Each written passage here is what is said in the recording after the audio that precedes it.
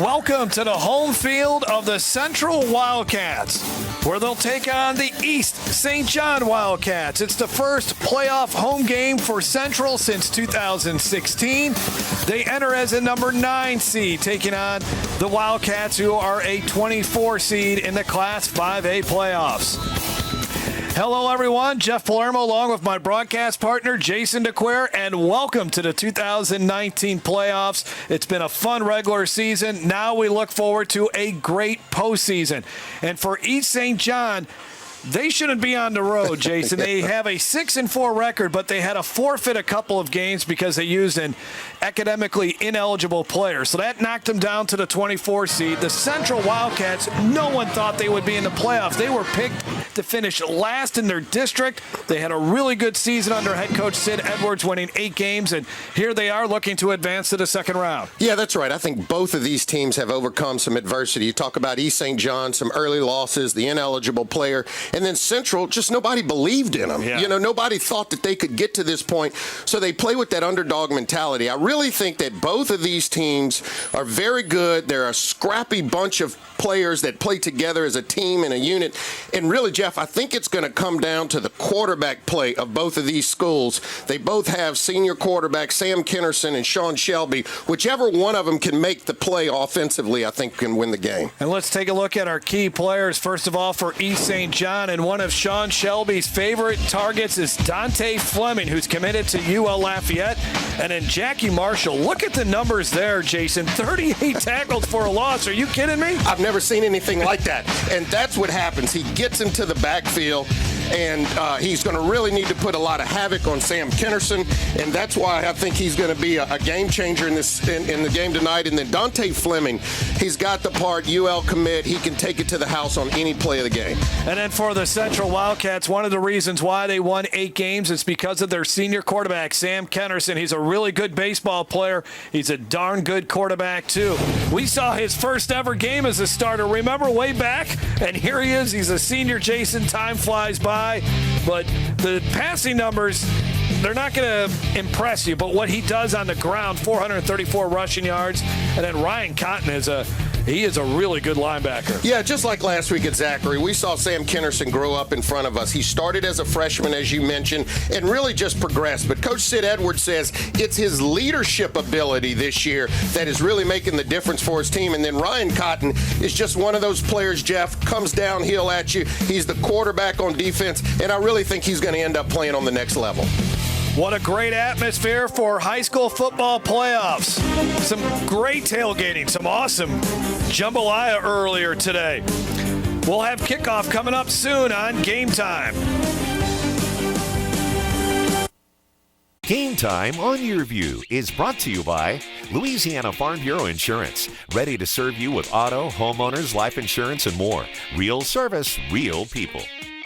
ITI Technical College, your key to a better life. And by Peak Performance. At Peak Performance Physical Therapy, we treat the athlete and everyone stronger, faster, better. Check out yourview.com for in-depth high school football coverage. This throbbing neck pain was so bad it moved to my shoulders and was causing severe headaches. Then a friend suggested I choose Peak. 2 weeks later, the pain was completely gone. So glad I chose Peak. Choose Peak Performance Physical Therapy. Hey, Joe Martin here. You've seen our commercials over the years, and you may be wondering, what's in it for me? Well, ITI Technical College has been selected by Forbes magazine as a top 32-year college. But even more than that, the reason we do this is you. Our tagline is, for a better life. And we mean that, for you to be able to have the life you've always dreamed about, to do the things for your family you've always dreamed about. And it can begin here, where we are dedicated to your success, because here at ITI, the reason we do it is you. My shoulder pain got so bad I couldn't lift anything overhead. So I chose Peak Performance, and I can't believe how much better I am now. Peak really does get you back into the game of life. Choose Peak. Choose Peak Performance Physical Therapy. Central Wildcats coming out to a home crowd that has really enjoyed this season. An 8-2 season. No one expected it, but here they are in the first round of the playoffs as the number 9 seed in Class 5A, and there's the East St. John Wildcats charging on the Central Wildcats home field. Plenty of talent on that team. This should be a terrific game. First round of the Class 5A playoffs. For more on tonight's matchup, let's bring in the third member of our broadcast crew, and that's Kate Adams. Thanks, Jeff. Well, it is a battle of the Wildcats tonight in the first round of playoffs, and both Coach Sid Edwards and Coach Brandon Brown have preached to their teams all season how important it is to have a sense of family. They also know how important football is to their community. Let's hear what these coaches have to say. It's big for us. It's been many years. There's nothing else in this town but this, you know, in terms of on a Friday night in Central. So the community's excited, the boys are excited, and I'm awfully grateful and proud that I'm their coach. Absolutely. You know, I think we've been playing extremely well lately down the stretch, and, you know, I think everything is clicking at the right time. So, you know, our guys are extremely excited and we fired up. You know, Central's a very, very good team. Coach Sid Edwards does an excellent job with that ball club, and so we got to play our best game to win this game tonight. Well, the Central Wildcats were expected to go 2-8 at the beginning of the season. Here they sit at 8-2 in hopes to get a win tonight in advance in the playoffs. Back to you, Jeff. Thanks, Kate. Sid Edwards in his 14th year. Let's take a look at our keys to victory. First of all, for East St. John and their head coach, Brandon Brown. Well, they know Central has some talented players all over the field, so they can't give up those big offensive plays to Central. And then their offense works best, as most do, when they have success on first down. They're going to try to do that tonight. And then for Central, they just can't get behind the chains. Same philosophy there. Don't want to have slow starts on offense, and they know they've got to put pressure on Shelby. That's the quarterback for East St. John. And we'll see the Wildcats offense first as they will receive. Central won the toss, deferred to the second half. And the 2019 LHSAA high school football playoffs are underway. A sky kick that will be taken at the 22-yard line. Alonzo Porter moving upfield, and then he's corralled at the 36-yard line, and that is where East St. John will begin. Looking to have success on first down, as we just mentioned, as one of our keys. Sean Shelby, the 6-foot senior, has completed 50% of his passes. He's thrown for 1,600 yards, 19 touchdowns, and 7 interceptions on the season. Started a few games last year because of injuries. He has started all the way through this year. Makes all the throws. Smart kid, a 3.6 GPA. 20 ACT, and he'll be leading this East St. John offense that has been averaging 34 points a game. From the 37-yard line for the Wildcats, and Shelby to the air right away, going deep, and big play right off the bat. There is Dante Fleming. The Raging Cajun commitment makes the grab, and they are already in Central territory. Yeah, big first play call there. I think he beat Caleb Ward right there at the defensive back position. Defensive back was in good position, just didn't get his head around, didn't see the ball there, and that's a big-time throw there and catch for East St. John. Dante Fleming on the season, 32 catches now for over 600 yards. That was a 35-yard pass play to the 27-yard line. Watching Shelby in the pregame warm-ups, and I was impressed with the strong arm he has, and he showed it off there. Here's a pitch. They run the football. Good job by the Wildcats defensively, as Davon Armstead comes in and makes the stop behind the line of scrimmage. Here's the East St. John offense. When you look at that offensive line, Jeremiah Harry has been consistent. Jacoby Anderson is a 4-year starter on that O-line. Alonzo Porter, a tight end with 16 catches on the season. Markel August, Rydell Jackson, a couple of good wide receivers, 46 catches between the two of them. And Calvin Gardner, you just saw him rush the football, averaging nearly 5 yards a carry. Loss of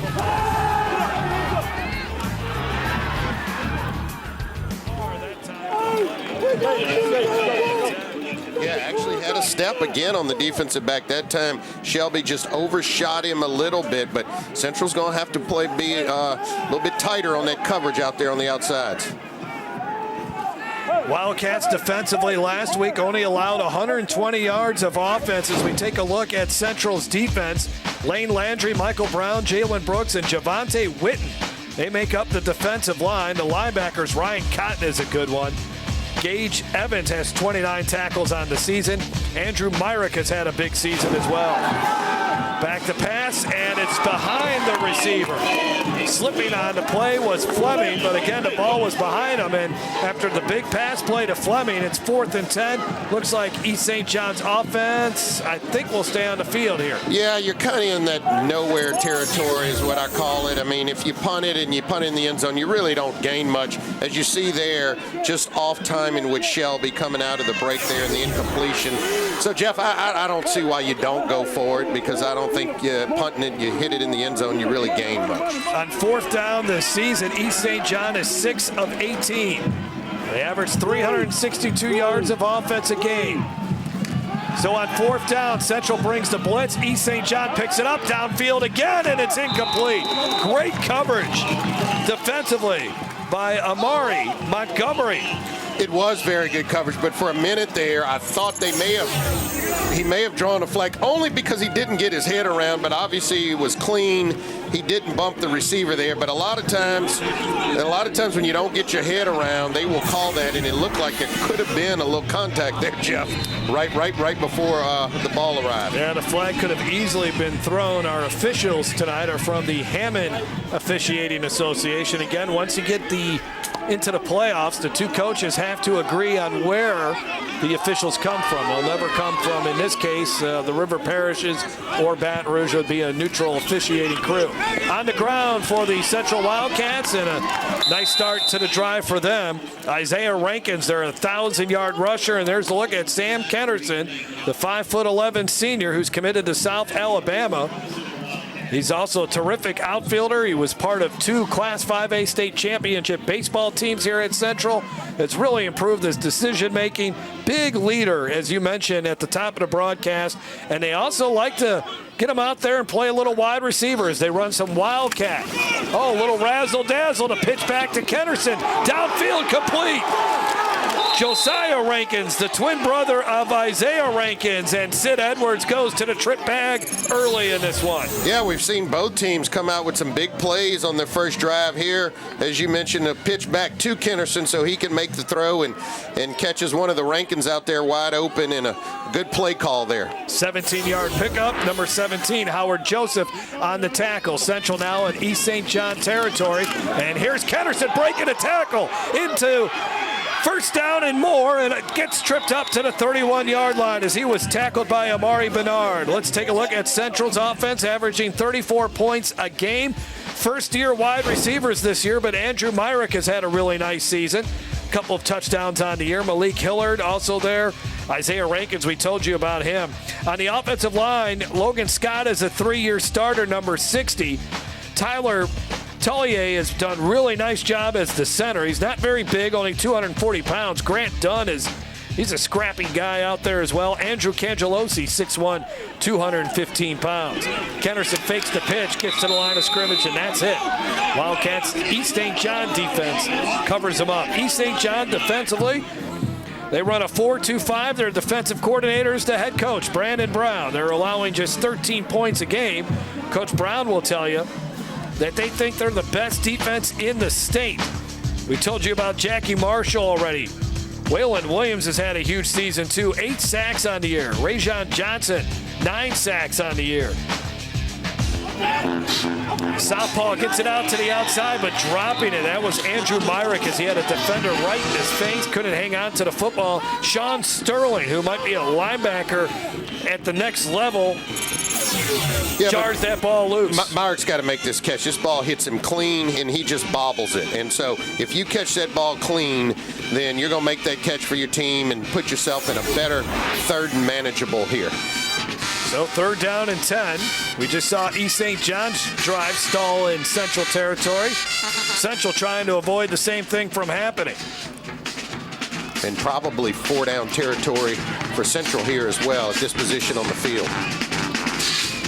At the 32, Kennerson's got to scramble out of there. Man, how fast is this young man? Inside the 15 to the 13-yard line. Well, he is an explosive runner. We saw another one last week. But if you want to know how fast he is, Jeff, anytime you're a quarterback and you get recruited to play cornerback on the next level, you're a fast guy. And that is the position he committed to at South Alabama.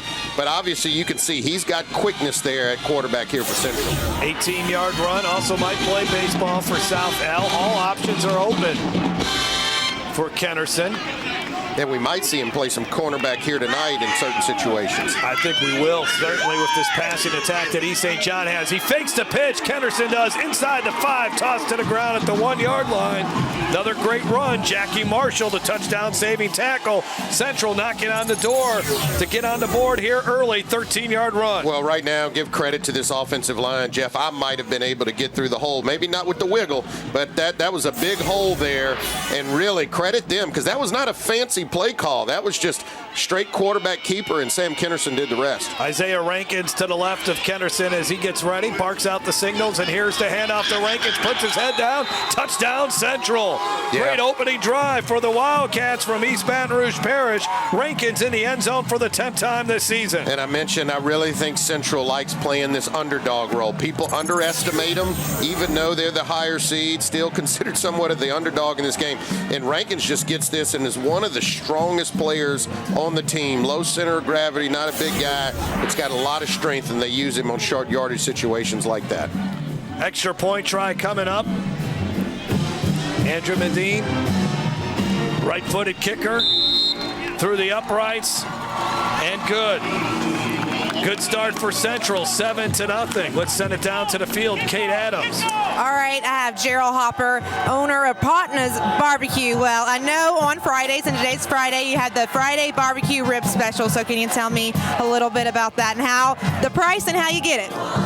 Well, it's you get a combination platter with the ribs and whatever other meat you want, chicken, sausage, brisket, whatever you want. You get the 2 sides and Texas toast, and it's $8.99 for the whole month on Friday, only on Friday for the whole month of November.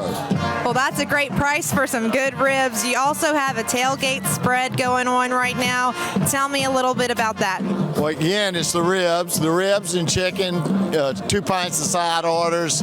Comes with Texas toast and barbecue sauce, feeds 3 to 5 people, and that's $24.85. Well, you're making me hungry here, Gerald, but one last thing I do want to talk about is there's been some construction over on Sherwood Forest Boulevard. So talk about the construction and having people get into your business so they can come get some good ribs. Well, the construction is done all the way from Airline Highway to I-12. The road is as smooth as glass, and I mean, it's beautiful. Everybody's happy, so much better, and it's easy to get to now and get through. Well, I'm sure that you are glad that construction is over, so everyone go get you some really good barbecue over at Partners Barbecue, guys. Thank you, Kate. So East St. John will take over here at the 40-yard line. Yeah, real short kickoff there, so it's going to give East St. John great field position. No, Central may have been trying to catch him off guard or steal a possession there. Okay, so we'll go T4, press right. Sean Shelby completed his first pass on the last drive, but then fired blanks the rest of the way. He's going deep again and just misses Fleming. That time they had a couple of defenders on him, and East St. John not afraid to throw it deep. It is clear what their strategy is. They think and look, I understand Coach Brown for this strategy. Those 3 or 4 receivers that they have are exceptional, particularly when you're talking about Dante Fleming and some of the others with that speed, and they just like the matchup, and they're going to keep trying. Central plays a lot of man-to-man defense. Shelby 1 of 5 for 35 yards on the season, on the game. 2nd and 10 now from the 40.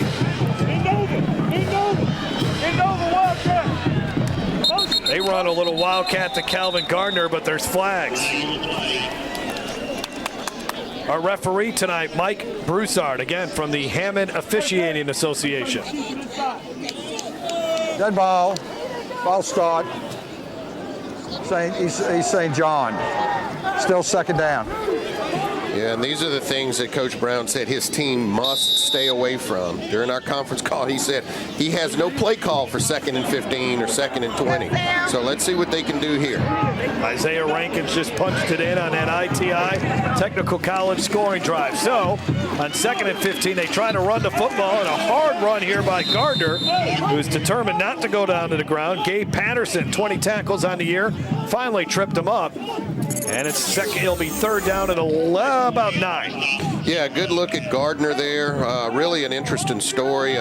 He was moved to linebacker and then came and played with Coach Brown and said, hey, please put me back at the running back position. And they've been very impressed with him since moving him back in that running back slot.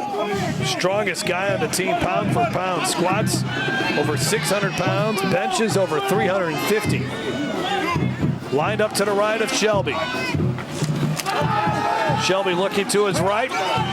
He'll look to try to run. He's not as fast as Kennerson, and Central brings him down. And here comes the punt team for East St. John. Well, when they want to do a 5-step drop and get it out on the edges, the deep ball to their receivers, what you have to do at Central is you got to get pressure on the quarterback. And that time they were able to deliver, wasn't able to just focus his eyes downfield, and Shelby had to do some things earlier than he wanted to. Line drive punt from Alexis Reyes, and it is picked up by Andrew Myrick, and Myrick is brought down right away at the 28-yard line. Great job on the punt coverage by Antonio Sanders, a senior defensive back. 35 yards on the punt. Sid Edwards and the Central Wildcats leading at 7-0.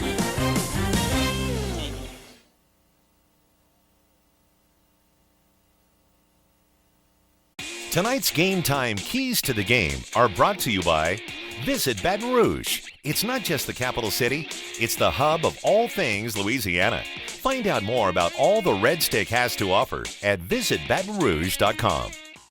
He's the high school quarterback who grew up in a law enforcement family, the West Point cadet who defended the honor code, and an Army Airborne Ranger, a hunter who supports the Second Amendment, and a father who lives his values every day. I'm John Bell Edwards. I've dedicated my life to serving our country and putting Louisiana first. And with your support, that's how I will continue to lead. Governor John Bell Edwards. Tonight's Game Time starting lineups are brought to you by Peak Performance. At Peak Performance Physical Therapy, we treat the athlete in everyone. Stronger, faster, better. Choose Peak. Get the bargain basement guys. No, it's transformed. Well, they were spinning some tunes pregame, and they still are here at Central. 7-0 over East St. John. They had the country band outside. Out there, man. The jambalaya I missed. I'm so upset by that. Well, you still had your pondus. So. That's all right. There's nothing wrong with that. But, they had the country music on the outside, the rap music on the inside, a little bit for everything. Yeah. Everybody. Sam Kennerson will hand the football off, and nice job by East St. John after giving up the drive. Only a 1-yard run from Isaiah Rankins. Well, Coach Edwards couldn't have started this game any better. East St. John gets the ball. They make a big play, but since then they've kind of settled in, and then Central gets the ball back and marches right down the field. Pretty methodical drive there, but for one trick play, and really Kennerson doing it with his legs here. So let's see if they can capitalize again on this drive. 2nd down and 9. Kennerson will keep it for now. Now he tosses it downfield. Intercepted. Great job. Antonio Sanders. A flag is down, and so is Sanders at the 33. But let's see what the flag is about. First turnover of the game as of right now. A lot of times it's defensive holding in that area, but I didn't see him around Sanders around any kind of receiver right there. 16-yard interception return for now. And looks like it's going to be offensive pass interference. Kennerson had a guy wide open, and he just did not see Sanders break on that ball. Offensive pass interference. This way. There's decline. First down. That's the 4th interception thrown by Kennerson, and for Antonio Sanders, his 2nd INT. Probably won't pick up the offensive but there he is. He's wide open, and then just makes a great break on the ball there, Sanders, and able to come up with a huge turnover. for East St. John. You think he wears number 21 for Deion Sanders? I'm sure he's watched a little film of Deion, prime time. At the 34, your next Florida State coach. Shelby going deep. Missed him. Just off the hand of the receiver.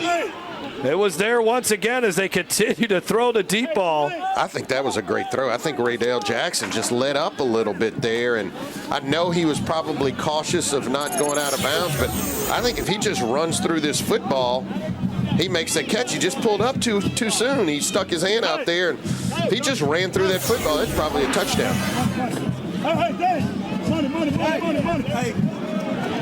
At the 34-yard line. 1 of 6 now is Shelby. Going at it again. Man, this is like 4th of July with all these deep balls. Did he catch it? Wow. Touchdown. Are you kidding me? Wow, and that's why they're continuing to air it out. I mean, they believe their receivers are better than the defensive backs of Central, and they are going to continue to test that matchup. And thus far, they've struck on 2 already, and that's Markel August coming down with this football. Now, it's hard for me to see the catch from our vantage point, Jeff, but this must have been, let's see, that camera's kind of zeroing. This is an amazing catch because that defender was there. I mean, he just uses his body really good there to be able to shield himself off of Caleb Ward, and that was just a jump ball. Extra point is good. You know, but for 1 or 2 of these completions, the Central defensive back has been there. They've just made some outstanding plays. Watch how he kind of uses his upper body there to separate himself from the defender, which is perfectly legal, and comes down with the catch. Tough assignment for that sophomore cornerback, Caleb Ward, as East St. John continues to just throw the ball downfield. 7-7 is our score. Let's look at the 5A bracket. Again, 9 versus 24 here. So the winner will advance to play either Airline or Southside. That's a pretty good matchup there. Of course, Southside, first year of LHSAA varsity play. They get into the playoffs.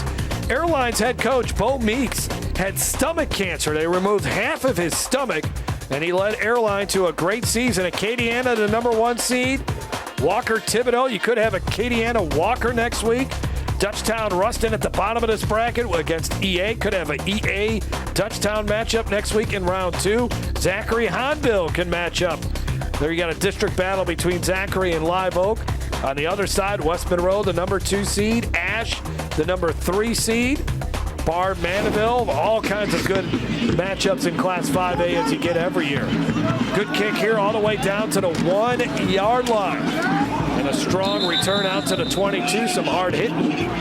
So in this first round playoff game, that was Rankins on the return. So seeds aside, Jeff, who is your favorite and who is your kind of underrated, off the radar, has a good chance of making its way through some games? Well, I think you have to, Acadiana seems to be the top team. You can't forget about Zachary, though, of course, as you look at the ITI Technical College scoring drive. I think this East St. John team, I think this team is talented enough to make some noise if they're able to get past a very good Central team. Run up the middle. Of course, you can't forget about West Monroe. We'll see how far Alexandria can go. Yeah, a lot of talk about them this year. Have not seen West Monroe play, but some of the teams around this area that I think could be sleepers. East Ascension, I wouldn't count Walker out. East Ascension's a good pick, yeah. And you know, Zachary, it's just until somebody knocks him off, it's just, you know, no, they don't have all the all-stars they had, but until somebody knocks them off, they know how to play football this time of year. Honville, Destrehan, those are teams that are capable of going long or going deep. Kennerson will get the first down and then skips out of bounds to move the chains. They're just putting him in space. I mean, look, this is just a flat quarterback called run it to the wide side of the field, and kind of holds it like Shady McCoy a little bit at the beginning, but he just beats everybody to the outside and able to pick up a first down. 9-yard run for the senior QB. At the 34, as you take a look at Coach Brown, former head coach at St. Helena. Oh, nice job by East St. John. They finally got penetration, and there's Jackie Marshall. That's only his 39th tackle behind the line of scrimmage. Yep, he knows it. He's used to being back there. He's the key. I mean, if you're going to shut down 14, it's going to have to be number 8, Jackie Marshall. He is the key. He was a good read by him, obviously playing the little fake option with the back there, and Marshall able to come up with a big stop. So second down and a long way to go now for Central. There was a loss of about 5 on that play. Puts him back to the 29. Kennerson, quarterback draw, nowhere to run. Nice job again by East St. John. They picked that out pretty quickly. Trevin Hampton, one of the defenders there, and there's Rydell Jackson, I believe is how he pronounces his name. He was there too defensively. Just got a hand on Kennerson to knock him down. Yeah, now here's the down right here for East St. John. A lot of offenses, when you make a big play for a loss, like you saw Marshall do there, then it puts these teams a lot of stress on these offenses. Not what they're designed to do when you're talking about 3rd and about 12 or 13 here. East St. John has its pass rush defense out there. They got 4 guys that can really get after the quarterback. They send more than that. Kennerson's pass almost intercepted again. Great break on the football by Howard Joseph, and that will force Central to punt the football away. Wow, that was in his hands. That's another pick. When you're in playoff time, this is when you have to make these plays for your team. But right there, I mean, just kind of hits him in the chest there. I guess that's why they say he plays defense, not offense.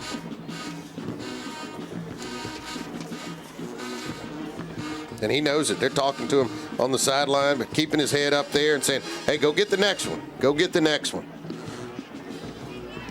Ooh. Medine has a short, high punt. They call that a shank. And that is going to take an East St. John bounce and roll. Central better get on top of it. And they do to down it because I think that punt, they may have had less yards or worse field position had he made the interception. Only a couple yard punt. Get in the know. Sign up for our Louisiana football newsletter for high school football playoff and championship coverage, as well as exclusive LSU and Saint stories and videos. Go to yearview.com/Louisiana football to sign up. This is the year, Jeff. LSU national champions, Saints Super Bowl champions. Yeah, that would be something else. 6-yard punt. Sean Shelby. Instead, it's a direct handoff to Calvin Gardner. And Gardner's got a blocker in front of him. And Gardner gets out of bounds. Nice job there by the senior running back. The workhorse missed a couple of games because of injuries, but he's been really solid, a first-team all-district running back. Yeah, such a strong guy, low center of gravity. And you actually showing his speed off a little bit here, able to get to the outside and then just cut that thing up there. And as a former linebacker, you know he's not afraid of contact. Got a player down over there for Central. I think it's 16. It's Spears, I believe. Jermaine Spears II, a 2-year starter, a senior, 26 tackles on the season. A little banged up. And the last thing you need against East St. John is to get thin in the secondary because they are putting the ball up in the air. Well, let's take a look at Central's schedule this season.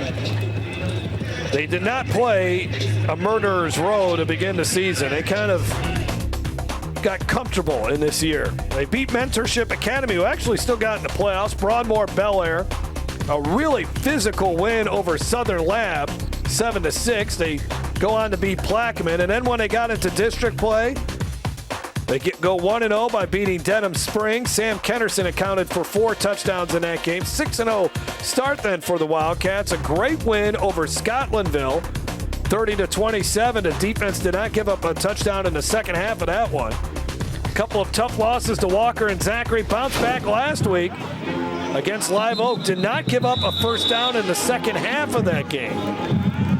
Looks like East St. John may have drawn Central off sides here and had kind of a bunch formation on a 2nd and short. Or did Central have too many players on the field?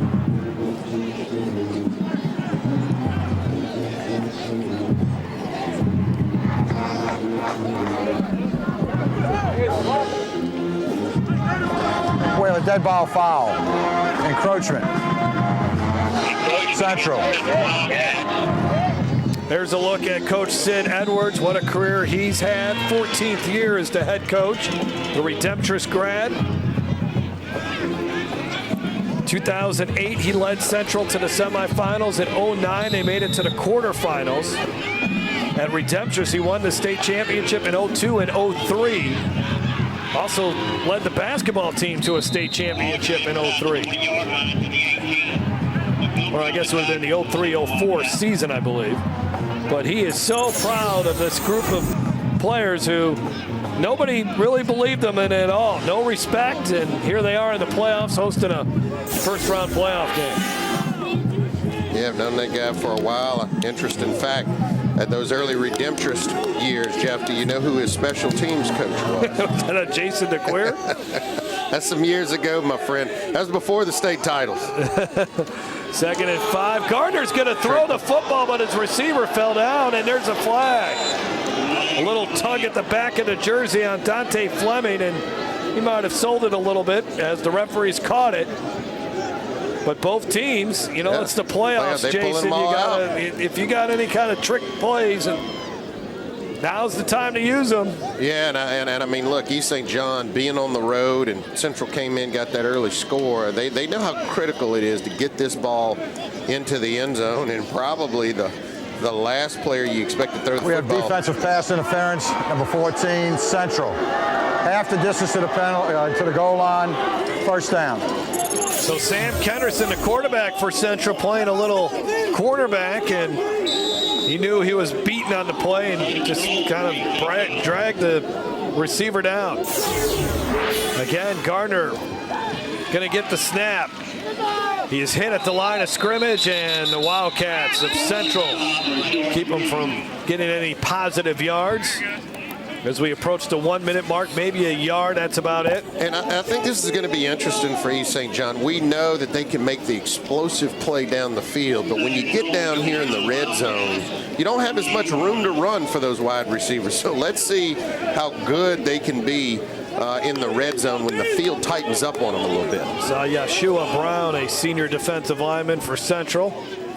2nd and goal now from the 8-yard line. Gardner, 5 rushes for 22 yards. Shelby, quick throw into the corner of the end zone. It's lofted up there, and it is incomplete.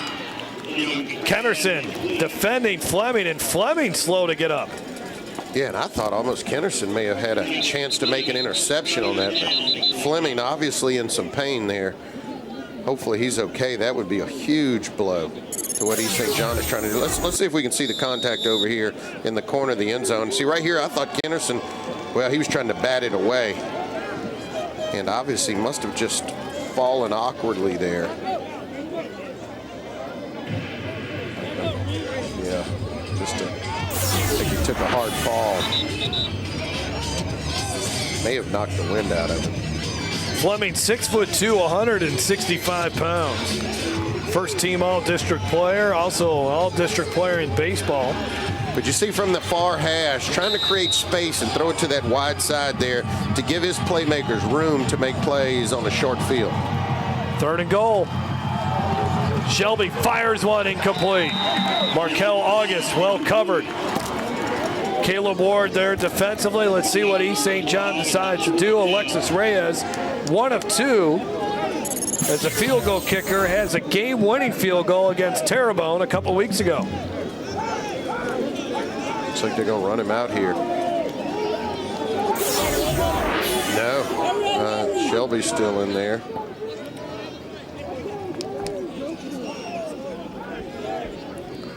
So yeah, the offense still out there. 4th and goal from the 8. 25 seconds to go in the first quarter. Well, no, he is out there. I thought I saw him run out there. And Shelby's the holder, so you also have to be careful of fakes here. Flag in the back of the end zone, and there looks to be a delay of game. Yeah, they took so long. Delay of game.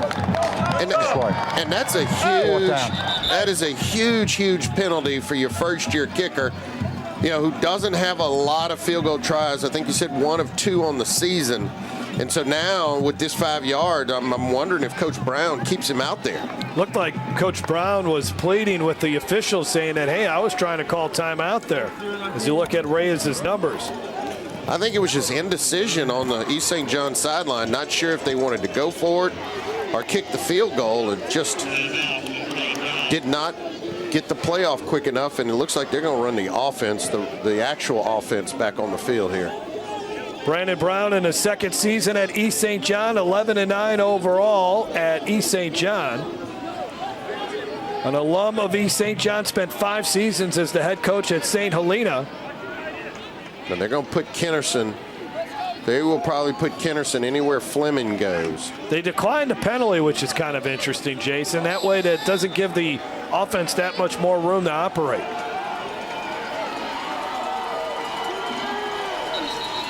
More whistles. I don't know if that's an interesting call, Jeff. I think that's delay a game again. I mean, wow. Dead ball. False start. 6-0. East St. John. Well, then you would think they would do the same thing again here. I mean, if not, it's essentially that they backed him up this time. I don't. That's kind of puzzling to me. Or they either gave East St. John the timeout and took away the penalty. That's probably the more likely. That makes sense. That makes sense. 4th and goal from the 13. I knew we had you up here for a reason. Shelby flushed out of the pocket. Nobody's open. Shelby will just heave it towards the end zone. Incomplete. Great stand by the Central defense.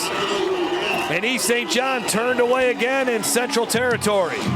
Just tells you how important special teams are, and you'll see a lot of the football teams that advance have all 3 phases, and East St. John just not having a lot of faith in their kicker, and which would appear to be a relatively short field goal. And so you don't get to 3, you have to go for it on 4th, and now Central with a big defensive stance. Both of these teams came from very difficult districts. Yep. There you look at what Central did this year. Zachary, of course, won the district title. You saw that game last week over Walker. The Wildcats finishing 3rd. They were expected to finish where Denham Springs ended up finishing. We wish the best of luck to Coach Billy Conades on whatever he decides to do after this past season at Central. He has decided to move along. And that is the final play of our first quarter. Good first quarter. First round of the 5A playoffs, East St. John and Central. We'll be back after this on Game. Hey, Joe Martin here. You've seen our commercials over the years, and you may be wondering, what's in it for me? Well, ITI Technical College has been selected by Forbes magazine as a top 32-year college. But even more than that, the reason we do this is you.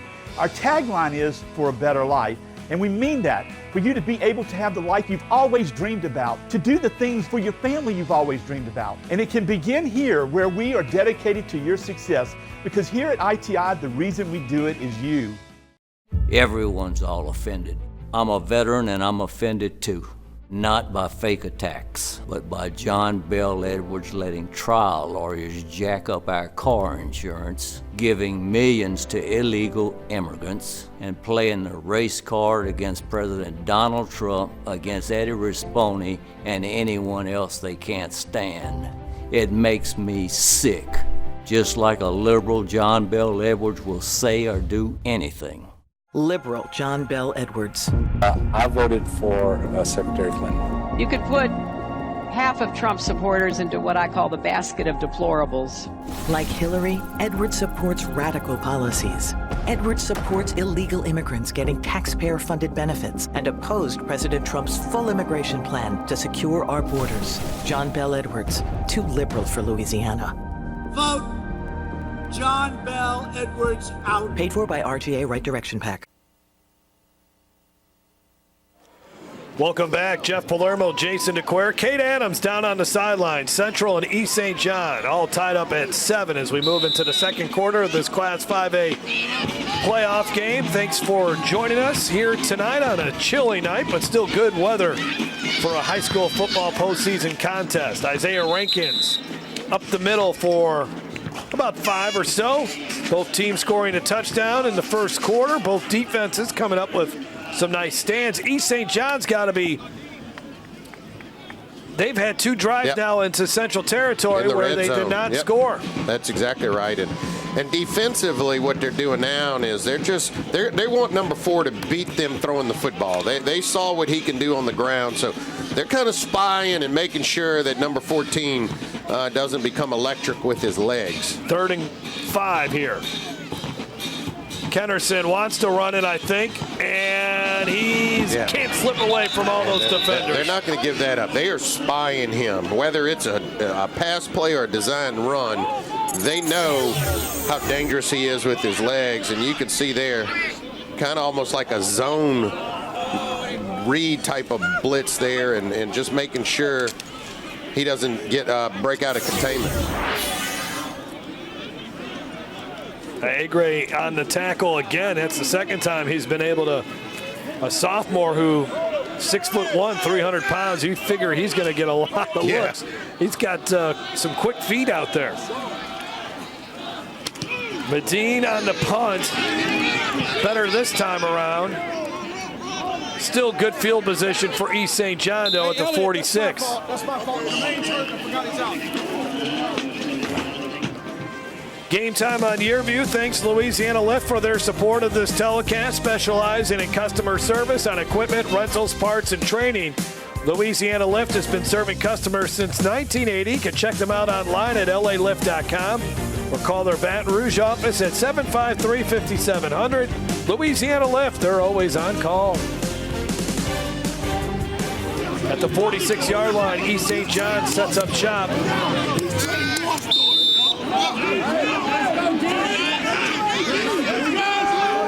Another interesting formation.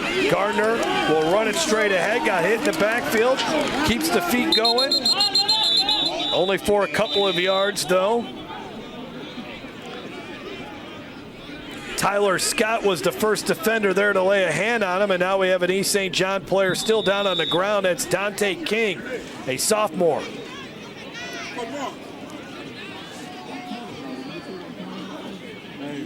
Brandon Brown, the head coach, goes out to check on him.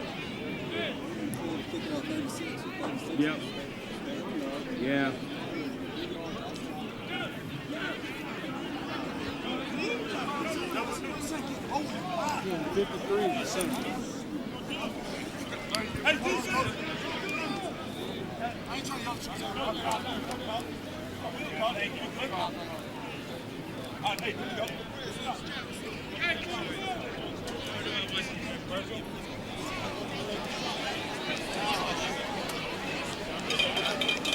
Hopefully he'll be able to shake that injury off and get back out there.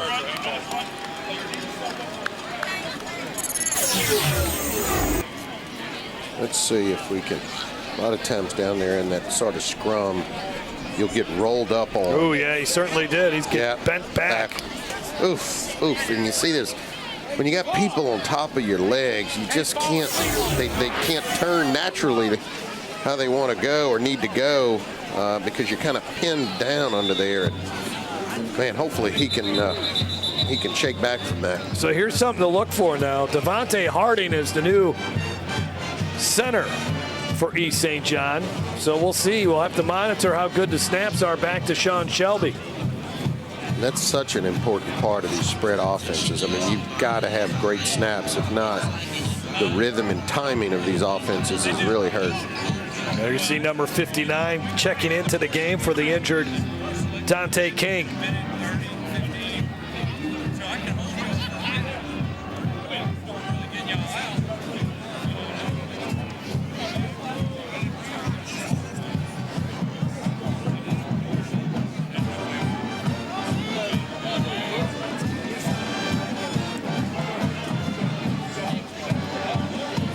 East St. John has certainly won the battle of field position. Their average start has been the 50, while Central is at the 23. Not sure what the delay is here.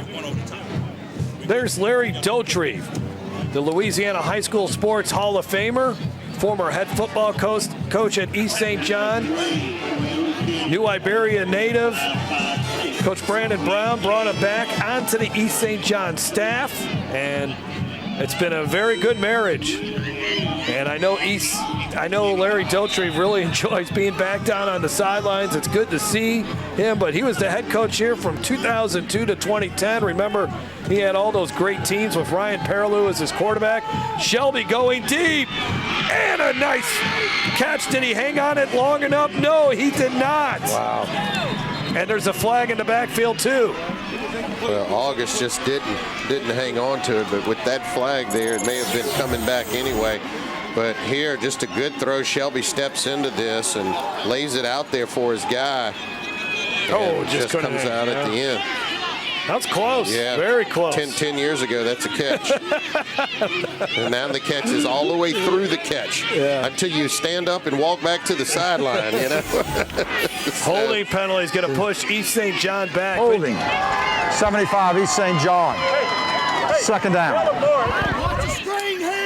That's kind of interesting that they take the penalty there, Jason, because all East St. John's going to do is just throw it deep two more times. But I think you got to back them up, and you got to kind of play the percentages here and, you know, keep them in these long yardage situations. 5 penalties in the game. That was not a very good snap, and there's nothing happening on that play. Wow. Is that a fumble or an incompletion? Wow. They're going to say Calvin Gardner never caught it.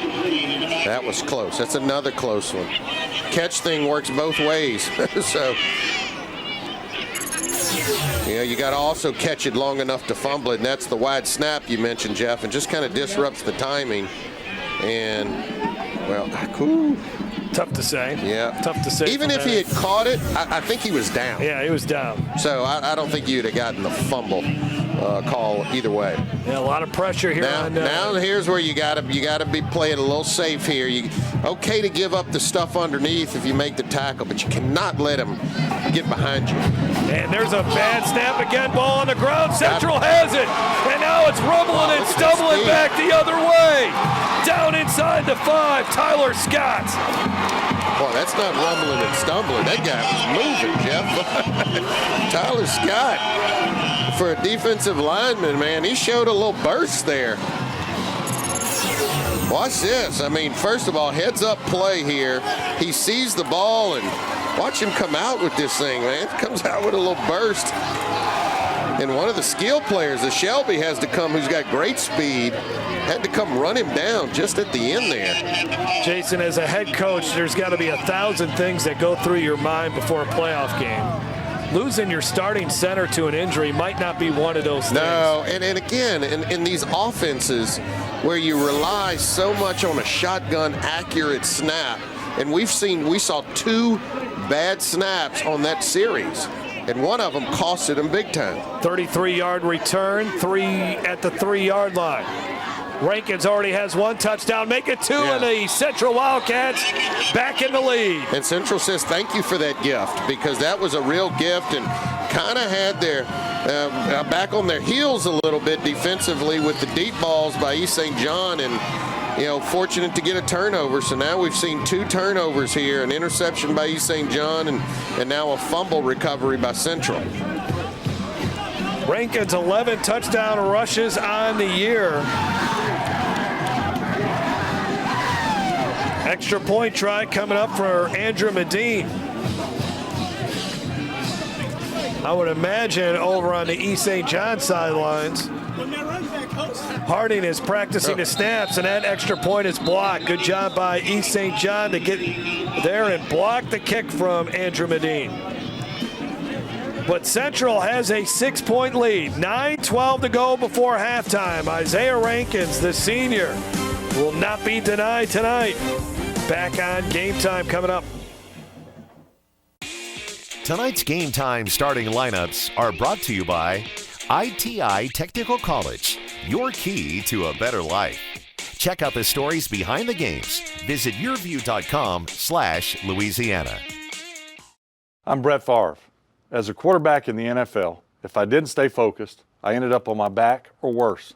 Even the smallest distraction could make a good play or offensive drive come to an end. When you're in a car, the smallest distraction could end much more than a drive. It could end someone's life.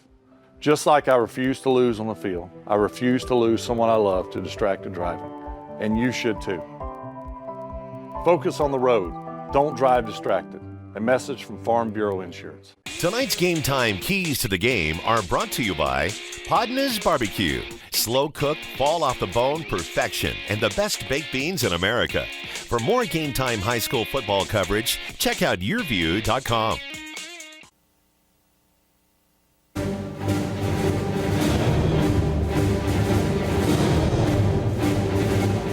Is the force with the Central Wildcats? We're going to find out here. They're up 13-7. For more on Darth Vader, let's send it down to the field and Kate Adams. Darth Vader is on the sidelines for the Central Wildcats when it comes to district games as well as playoff games. And I know Darth Vader's on the dark side, but in the end, he does turn good, and he is bringing a little bit of luck to these Central Wildcats over here on the sidelines. His name is Coach Clay, and I know these Wildcats are so happy to have Darth Vader over here. Guys. I know I was watching the East St. John coaches as the teams were warming up, and Darth Vader was hovering around the 45, 40-yard line. And the East St. John coaches are like tapping each other. Like, what's the deal with Darth Vader over there? A little bit of an intimidation factor. Coach Sid has gone from Rudolph to Darth Vader, you know? So. And this kick could get out of bounds. Oh, it takes a oh man, just at the 1 yard line, almost a touchback. I want to see that one again. Well, the referee was right there. You would think that he would not miss that one. And also good to see for East St. John back out on the field, Dante Fleming, after we saw him take a hard fall on that last drive. Let's see, because our vantage point, we're not probably at the best angle. Yeah, you're right. You would hope he could see.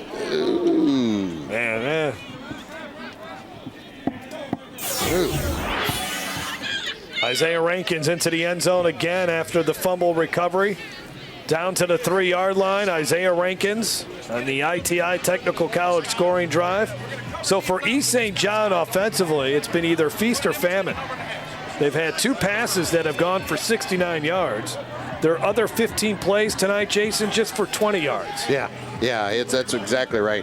Feast or famine is a good way to put it, and really but that's been their game plan. We're going to come out here and we're going to throw it deep and continue to throw it deep and challenge them out on the outsides. What they're not doing well is outside of those deep plays, they're not having a lot of success running the football and getting in those short yardage situations so that if you don't make the deep ball play, you can come back and pick up the first down. I would think they would want to get Calvin Gardner a little bit more involved offensively. Gardner had the winning touchdown in last week's overtime win over Thibodeau, and he ended up rushing for over 200 yards in that contest. But here in this game, he's been held in check early on. A sky kick. And it's mishandled. That is off an East St. John player. So East St. John will take over at their own 26-yard line. Lamont Moore could not handle that little sky kick. Yeah, and see, if I'm Coach Brown, I'm going to have to talk with my team over there and say, hey, guys, let's go. Wake up. I mean, we are bad snaps. We're not catching the ball clean. We're dropping passes. We've got to wake up. If not, this is going to be, you're going to pack it up. You're going to pack it up for the year. I know that turnover's got to be eating at them. They came into this contest with a +8 turnover margin, and to give up the football just that easily has to aggravate them. Harding is back out there as the center. Good snap that time. Reverse here. And coming back the other way. Oh, man, just flagged right in the backfield. Rydell Jackson had the nice run, but this one, as you mentioned, Jason, coming back. Yeah, and this again, just shooting themselves in the foot. Great play call, and I'm not even sure that it was necessary here. It was a blindside block, a crackback block, but the individual who was on the receiving end of that block never saw it come, and you can't hit a defenseless player even if you're an offensive lineman. Blindside block. 73, East St. John. Repeat first down, half the distance. Charles Constantine, the offensive tackle. You'll take a look at it on the left side of your screen. Boom, right there. It's a big-time hit. Not necessary. The running back is Look, he's gone. That's not necessary. Just leave him alone. Throw your hands up. First down and a long way to go. They almost need to get to Baker from where they're at right now at the 8-yard line. Oh, another bad snap. Shelby will just throw it, and it was almost intercepted. Boy, East St. John trying to give the football to Central. My goodness. Well, they got to figure out this situation with Devontae Harding. He's got to get it together right now. Yeah, you've gifted them one touchdown. You've already gifted Central a touchdown on the bend. I mean, that is so wide that, I mean, you're lucky you got an athletic quarterback back there and almost makes a play for you. But now it's third and forever. Second down. Oh, it's second. I'm sorry. Yeah. And they need to get all the way to the 36, so it's a second down and 26 right here. You got to watch those two receivers out there on the edge because they will stretch the field on you. Good snap that time to Shelby. Plenty of time to throw. Chucks one. And it is caught, and this is going to be a first down and more for East St. John in the open field all the way to the 50-yard line. Rydell Jackson, the junior wideout, who's been playing a variety of positions for East St. John, probably the fastest guy on the team, makes a big play on second and long. And Kennison just missed a touchdown. I mean, he sets in front of this and has the interception and just misses it. Ball misjudges it. Ball goes over his head, and that allows then the receiver, Rydell Jackson, as you mentioned, to make the catch, and that is a huge conversion, pulling him out of a hole. 17 catches on the season for Rydell, probably none bigger than that one right there. That was a big play for East St. John. Now they're back in business. Pitch and dropping it. Ball on the ground way too much, but breaking tackles is Calvin Gardner. Just like they drew it up, he gets about 6 or 7 yards. You got to be kidding me. Wow. I mean, this looked like disaster written all over it. Number 13, Gardner, just makes a play. Reverses field and everything else. Look, right here, ball is on the ground and breaks tackles. Gets to the outside and picks up positive yardage. Shelby needs a little more touch on that ball. That wasn't it. He really thrusted that ball into the lower part of Gardner's stomach. Still a catchable ball, but kind of wanted up a little bit higher than that. 2nd and 4. Shelby. Incomplete. Down the sidelines, that was Markel August. Yeah, they're playing underneath and over the top on these speedster wide receivers, so it's forcing now Shelby to make a almost perfect pass to kind of stick it in there. Larry Dotrieve was the play call. Larry Dotrieve. See right there, he's got to stick that in there because you got the safety coming over the top, and just a tough throw. Larry Dotrieve is 75 years old. If I'm coaching football or doing this at 75, that's a good life. If I'm doing anything at 75. 3rd and 5, and there's going to be a first down. Moving upfield is Fleming. Fleming then goes down at the 32-yard line.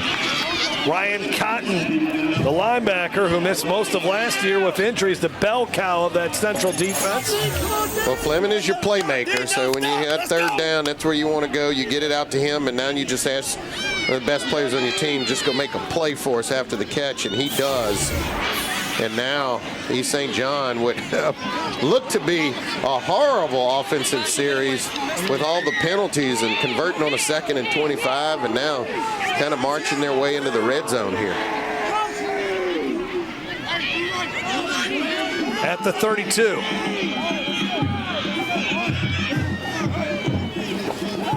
Shelby will get rid of it quickly, and it is caught by Markel August, brought down immediately by Caleb Ward. Gain of about 4, but that's what Brandon Brown wanted to see here tonight. And good success on first down. That's right, and part of the strategy here is you go deep. It gets those defensive backs on their heels a little bit, and now you can probably get the little quick pops because defensive backs are immediately thinking retreat, and then you do the 1-2 step and then hitch route and make those short completions. Brandon Brown played his college football at Alcorn State after a standout prep career at East St. John. Shelby stepping up, zips one over the middle, and it's incomplete. Boy, he had him, but he was forced to make a throw from not his natural throwing position. Watch this, and we see these kind of throws on the NFL. Patrick Mahomes is famous for them, but you see he kind of had to throw it on the run, not from his normal position, and it's just hard to get a lot on the football. I said he had some zip on that ball. That came out humming despite the fact that he was running, but it's just not very accurate. East St. John is 2 of 6 on third down. At the 28.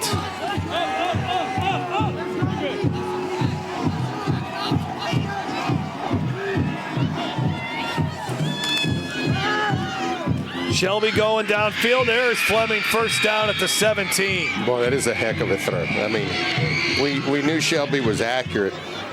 And when he is in a rhythm, these are the kind of throws he can make. You know, it's not a huge window, but just sticks it in there. Boom. And that is as perfect as you can throw the ball out there on a sideline route.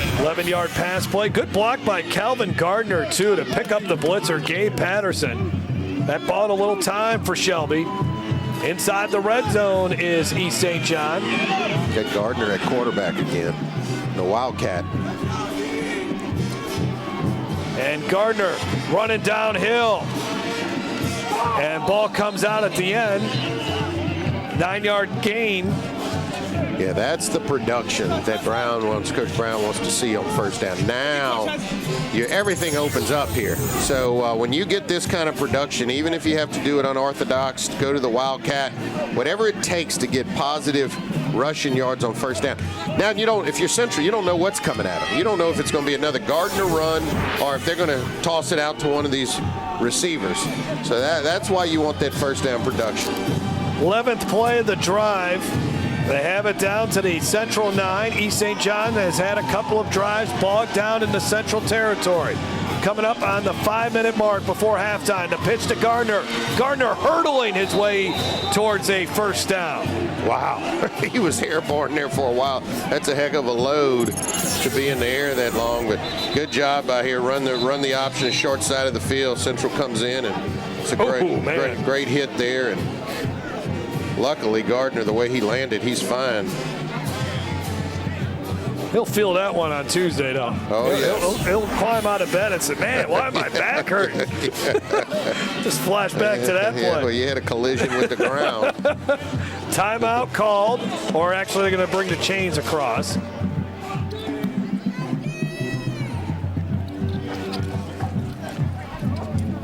East St. John started the year beating West Jeff 47-7. The first 3 games of the year, they used a player that was ineligible.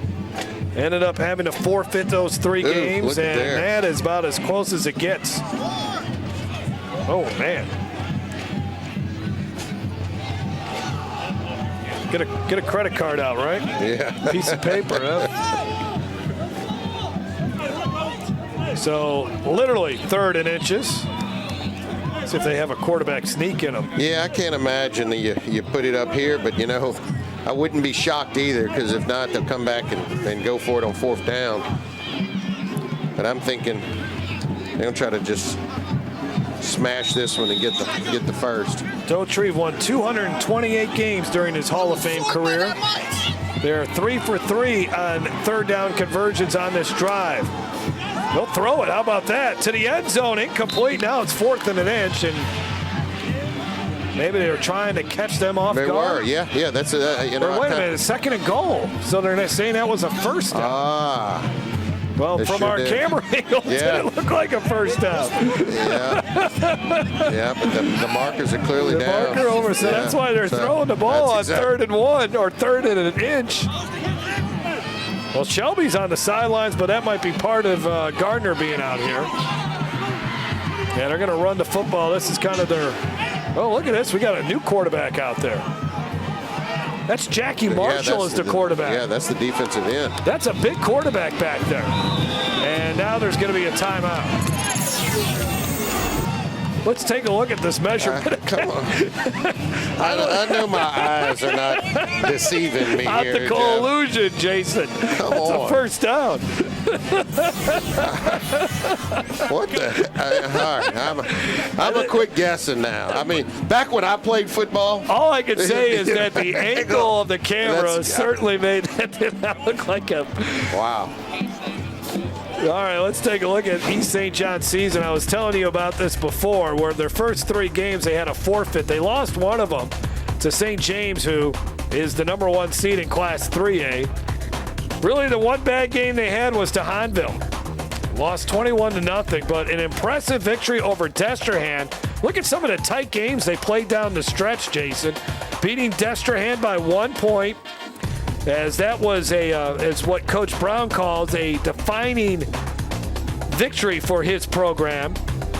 They beat up on Central Lafourche as Sean Shelby threw 3 touchdown passes. Beat Terrebonne by 2 and then won in overtime. Here we go, Jackie Marshall. Breaks 1 tackle, forget about it, touchdown. That was pretty impressive. Yeah, and that's your defensive end there.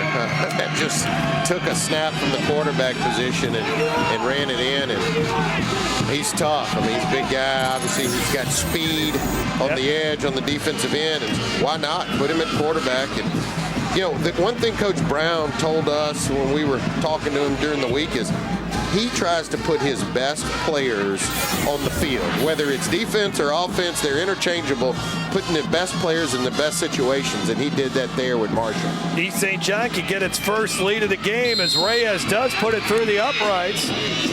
And with 4:20 to go before halftime, East St. John now leading Central 14-13. A very impressive drive finished off with authority from Jackie Marshall.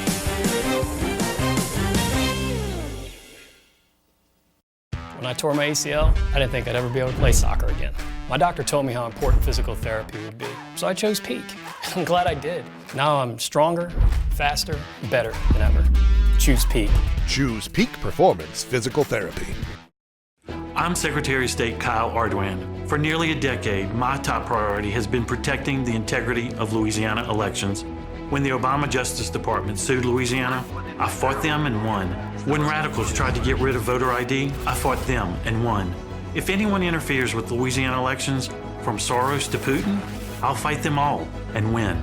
I'm Secretary of State Kyle Ardoin. I'm asking for your vote to continue fighting for you. Exercising is my life, so when I had to stop because of my foot and ankle pain, I was absolutely devastated. I chose Peak and they taught me how to relieve the pain.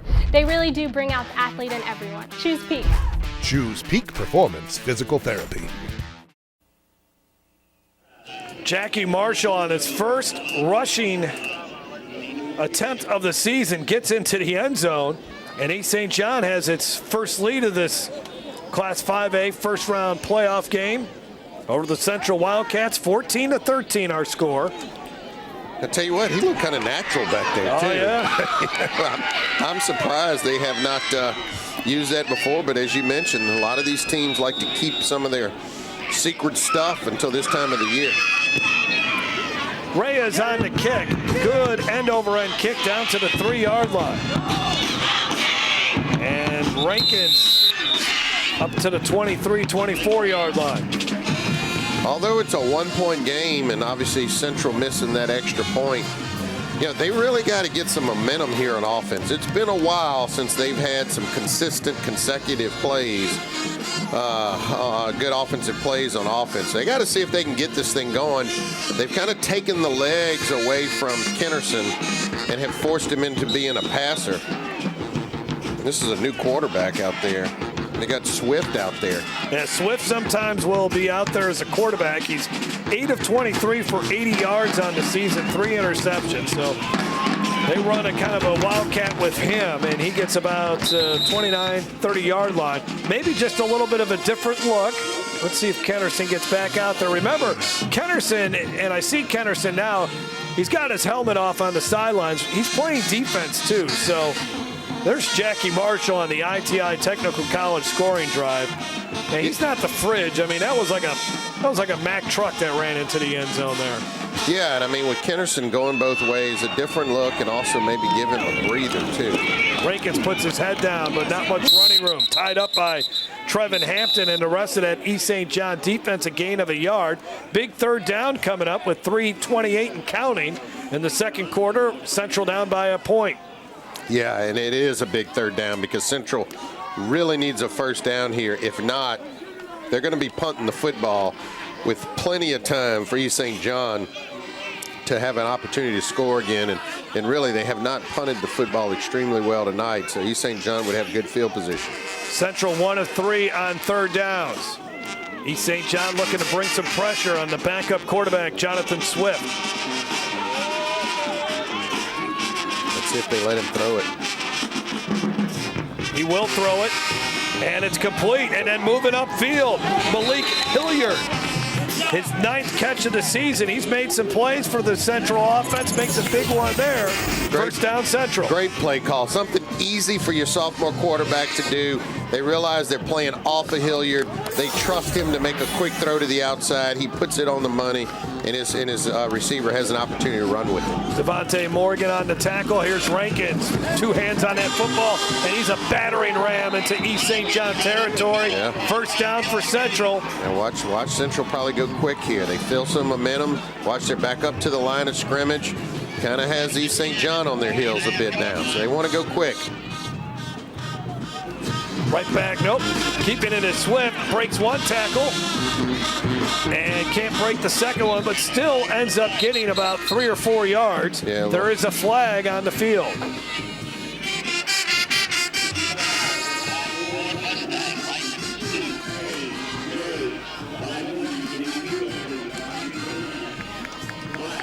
And Kennerson is coming back into the game.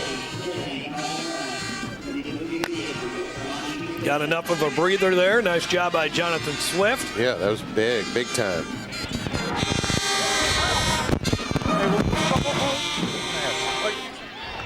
Personal foul, face mask, number 5, East St. John. First down. Wellen Williams, 4.0 student, but a mistake there on the face mask penalty. That is huge. I mean, now Central just a couple yards outside of the red zone themselves, and within a few plays, they're back on the attack. At the 22-yard line. Rankins gets another carry, takes on a defender right away, and a nice tackle by Sean Sterling. Most of the secondary players for East St. John, they're 2 or 3 year starters. They cover well, they tackle well. That was a nice tackle by the senior Sean Sterling.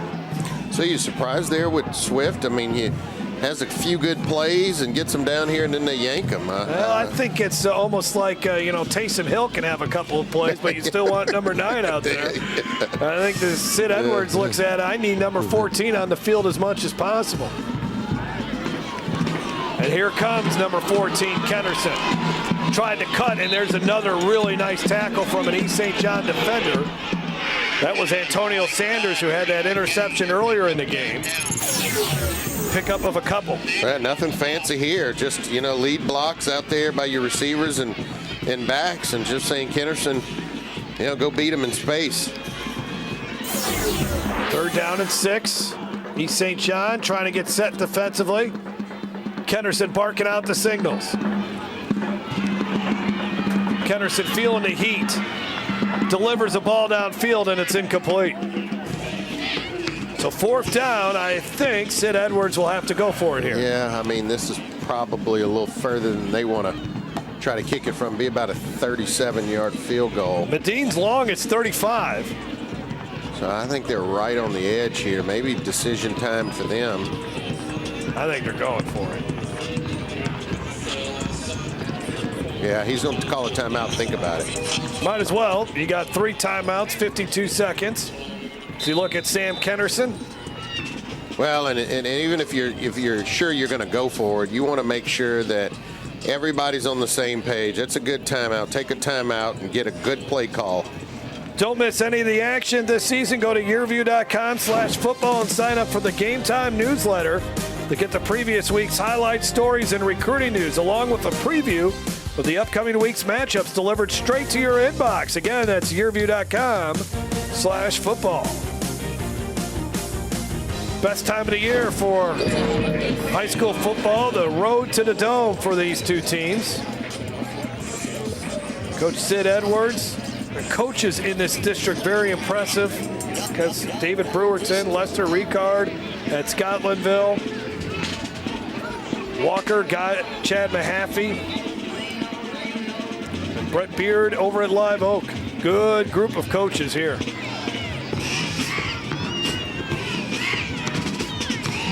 They will try the field goal.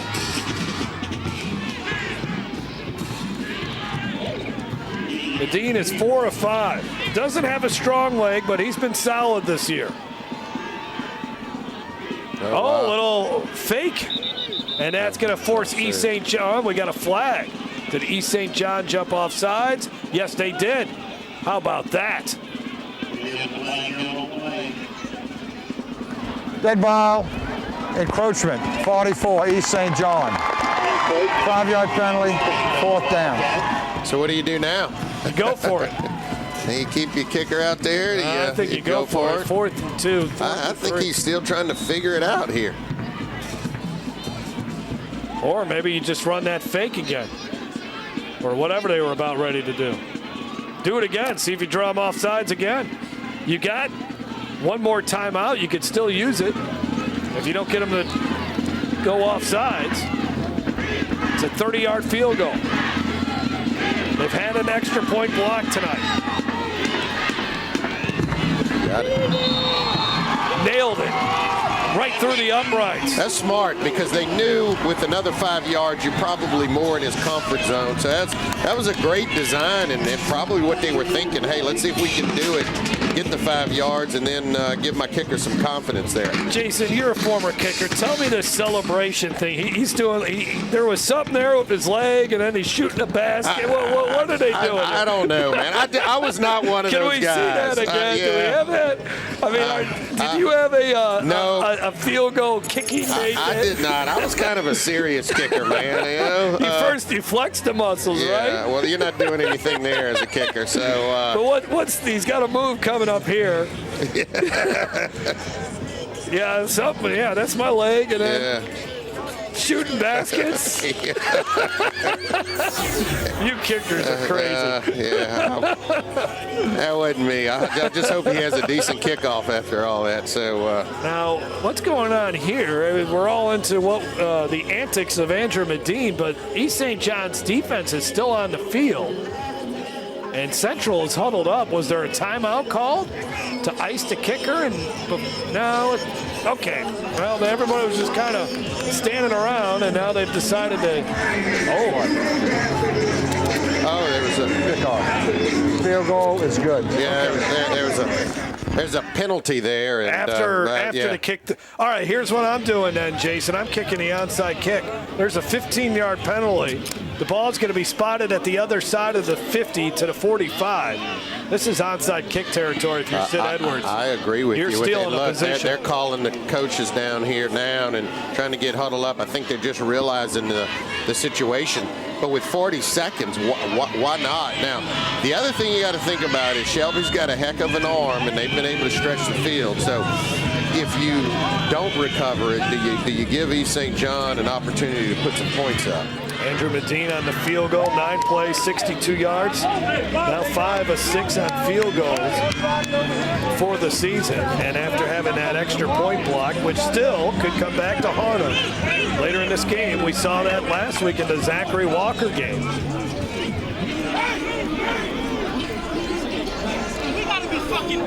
Yeah, I think in this situation, if Medine is capable, I'm trying to sky this thing up high as I can and make it land around the 5-yard line. If you look at about the 20-yard line, it's kind of like no man's land. If we can get a shot there, if you can pop one up over the front of the line. That's what you want to do. You want to sky it up there if you can.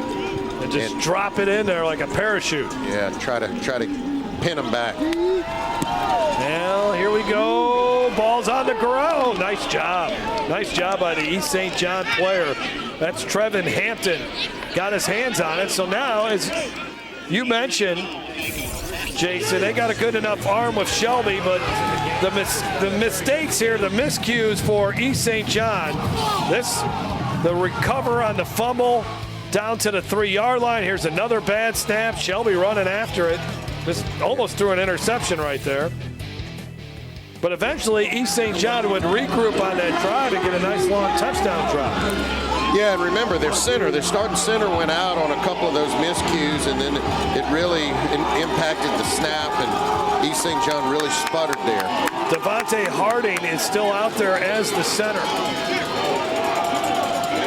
Central's DBs are playing back. Why wouldn't you? Because Shelby can launch it. Intercepted, but dropped by Ketterson. He is having a tough night back there, hanging on to the football. And he's had a couple opportunities to change the game for Central. Here's another one. And the thing about it, Jeff, why these interceptions are so critical, you know what he can do once he catches the football. He's got the ability to return it and make a big play, but he's got to catch it first. And that one just, I mean, that was another gift. East St. John has seen enough. They are going to take a knee here and get into the locker room, get into some warmth. Oh, look at that. There was a illegal snap, I guess you could say it. You know you're sputtering when you have trouble kneeling the football. Dead ball. Snap infraction. East St. John. 5-0. Second down.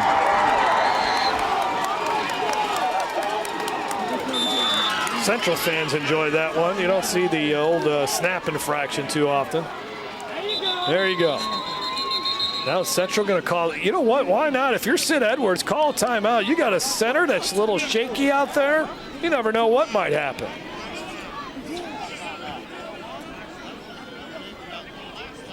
Time. Yeah, I was going to say, Central called the timeout. Well, this week on Yearview's High School Football Recruiting Podcast, Over the Middle, we wrap up this season's Over the Middle with a look at college football's silly season and the impacts it will have on the SEC recruiting trail. Jeremy is joined by Richard Davenport of the Arkansas Democrat-Gazette and WholeHogSports.com to talk about the opening at Arkansas and what the Hogs must do to become relevant again. All that and more on this week's episode of Over the Middle Podcast. What do you think? Gus Malzahn goes back to his home state. Mike Leach gets into the SEC. It's got to be somebody big name, right? Yeah. They've tried the group of five.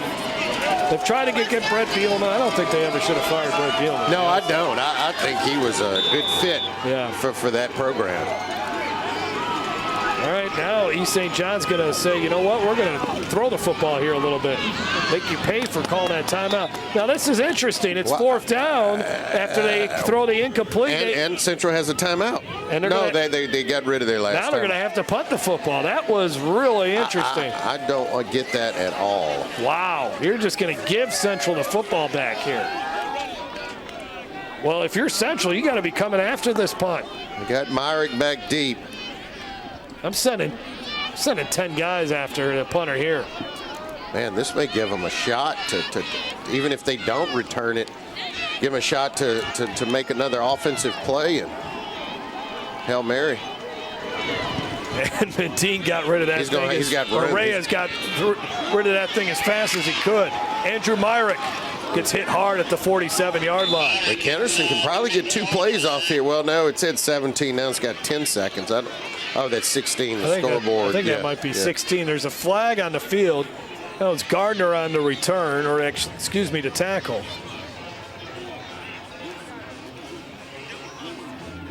They're going to walk him back.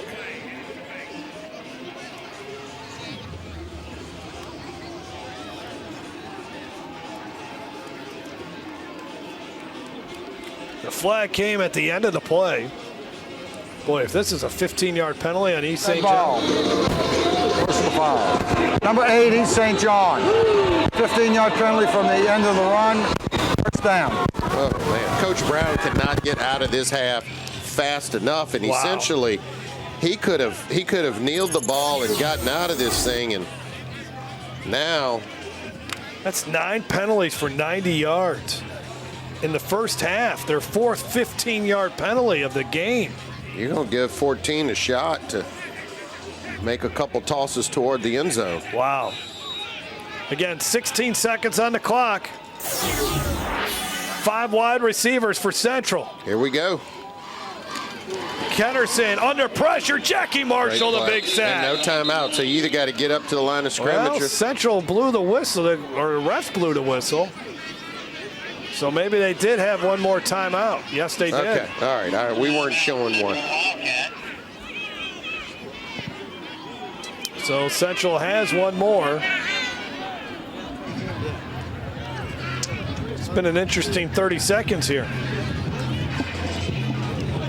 It almost looked like they were going to try to run a little quarterback sneak and let Kennerson get some and then get down or out of bounds and then take a shot. But I think this will be the last play here. Got to watch Coach Edwards. He's famous for trick plays. So no telling what he has up his sleeve, and would like nothing more than to try to steal a few more points here before the end of the half. And remember, Central gets the ball back, too, after the half.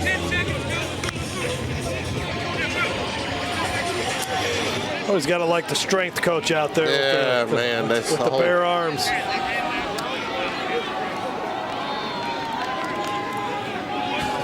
He got Sid over there saying he doesn't like it under 70 degrees, and he's out there with no sleeves. Here we go. Hail Mary. Bunch of guys down there, and it's intercepted. A great play there, going up and getting it. Amari Bernard with the interception, and for East St. John, they dodged the bullet there. That could have been a costly 6 points given up by East St. John. Instead, they trail by 2 as halftime has arrived. Central Wildcats' first home playoff game since 2016, taking on the 24th seeded East St. John Wildcats. Both of these teams won 8 games on the field during the regular season, and it's a close game like we expected. Kate Adams has Sid Edwards. Kate? Coach Edwards, just let's talk a little bit about how your team's played so far. You were able to get an early start, kind of stay in the game, but what is it that you need to see more from your team? I just think some consistency offensively. We can't get behind the chains. They're too good. They're explosive on both sides of football, and when we get ourselves behind the chains, we get in trouble. So we're going to try to keep it moving forward. What's going to be your message to the team at the half? I'm happy. I'm excited by the way they're playing. They're playing with a lot of effort against a very talented football team, and they're fighting. So a lot of encouragement and some positive talk. Well, you've got great energy here on the sideline, so good luck, Coach. Thanks. Thank you so much. Appreciate it. Guys. No one has believed in this Central team all season long. And some even say they're the underdog here tonight, even though they are at home. But Isaiah Rankins and company, they want to keep their season going. East St. John and Central in a good one. Game Time Halftime is brought to you by Louisiana Farm Bureau Insurance. Ready to serve you with auto, homeowners, life insurance, and more. Real service, real people. Visit Baton Rouge. It's not just the capital city, it's the hub of all things Louisiana. Find out more about all the Red Stick has to offer at visitbatonrouge.com. ITI Technical College, your key to a better life. And by Peak Performance. At Peak Performance Physical Therapy, we treat the athlete and everyone. Stronger, faster, better. Oh, I've had back pain now and then, but it got so bad I couldn't even bend over. I didn't want to resort to pain pills, so I chose Peak, hoping they could relieve the pain. They got me active again. I even lost weight. I believe in better. I chose Peak. Choose Peak Performance Physical Therapy. Liberal John Bell Edwards. I voted for Secretary Clinton. You could put half of Trump supporters into what I call the basket of deplorables. Like Hillary, Edwards supports radical policies. Edwards supports illegal immigrants getting taxpayer-funded benefits and opposed President Trump's full immigration plan to secure our borders. John Bell Edwards, too liberal for Louisiana. Vote John Bell Edwards out. Paid for by RTA Right Direction PAC. Hey, Joe Martin here. You've seen our commercials over the years, and you may be wondering, what's in it for me? Well, ITI Technical College has been selected by Forbes magazine as a top 32-year college. But even more than that, the reason we do this is you. Our tagline is for a better life, and we mean that, for you to be able to have the life you've always dreamed about, to do the things for your family you've always dreamed about. And it can begin here, where we are dedicated to your success, because here at ITI, the reason we do it is you. I spent years suffering from knee pain, so I decided to have replacement surgery. My doctor did a great job, and he allowed me to choose Peak for my PT. I should have done this a long time ago. I'm so glad I chose Peak. Choose Peak Performance Physical Therapy. Come on in and discover the new Cox Solutions store. Experience a whole new level of in-home comfort. It's all right here at the Cox Solutions store. Discover, learn, and experience more. Tonight's Game Time League standings are brought to you by Visit Baton Rouge. It's not just the capital city, it's the hub of all things Louisiana. Find out more about all the Red Stick has to offer at visitbatonrouge.com. My name is Haley Gray. I'm an insurance agent at Farm Bureau here in East Baton Rouge Parish, and this is my dog, Duke.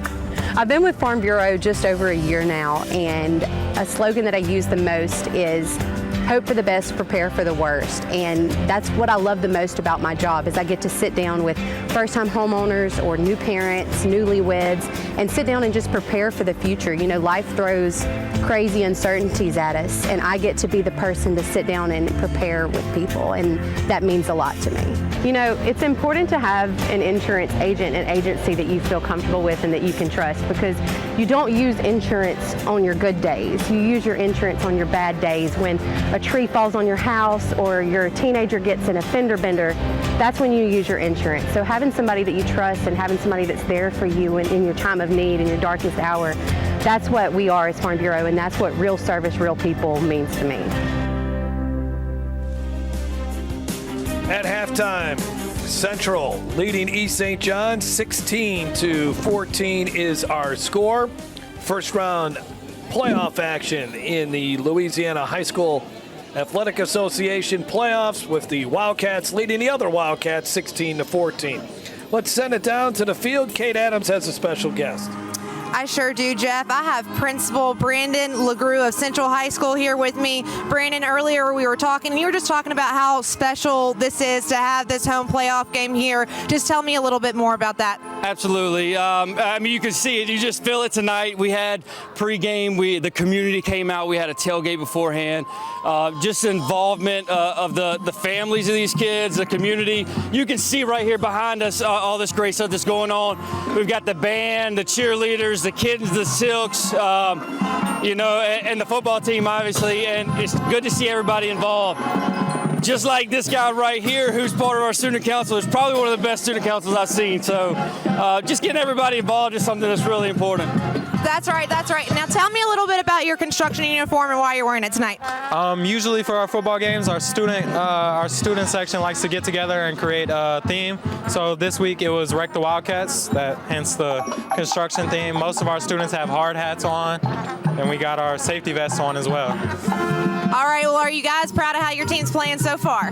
Absolutely, they're playing hard. It's going to be a good game. This is playoff football right here. That's right. Back to you guys. Thank you, Kate. 16-14 is our score. The Central High Marching Band on the field entertaining these fans who are bundled up tonight. We'll be back after this on Game Time. When I tore my ACL, I didn't think I'd ever be able to play soccer again. My doctor told me how important physical therapy would be, so I chose Peak. I'm glad I did. Now I'm stronger, faster, better than ever. Choose Peak. Choose Peak Performance Physical Therapy. I'm Brett Favre. As a quarterback in the NFL, if I didn't stay focused, I ended up on my back or worse. Even the smallest distraction could make a good play or offensive drive come to an end. When you're in a car, the smallest distraction could end much more than a drive. It could end someone's life. Just like I refuse to lose on the field, I refuse to lose someone I love to distracted driving. And you should too. Focus on the road. Don't drive distracted. A message from Farm Bureau Insurance. I'm Secretary of State Kyle Ardoin. For nearly a decade, my top priority has been protecting the integrity of Louisiana elections. When the Obama Justice Department sued Louisiana, I fought them and won. When radicals tried to get rid of voter ID, I fought them and won. If anyone interferes with Louisiana elections, from Soros to Putin, I'll fight them all and win. I'm Secretary of State Kyle Ardoin. I'm asking for your vote to continue fighting for you.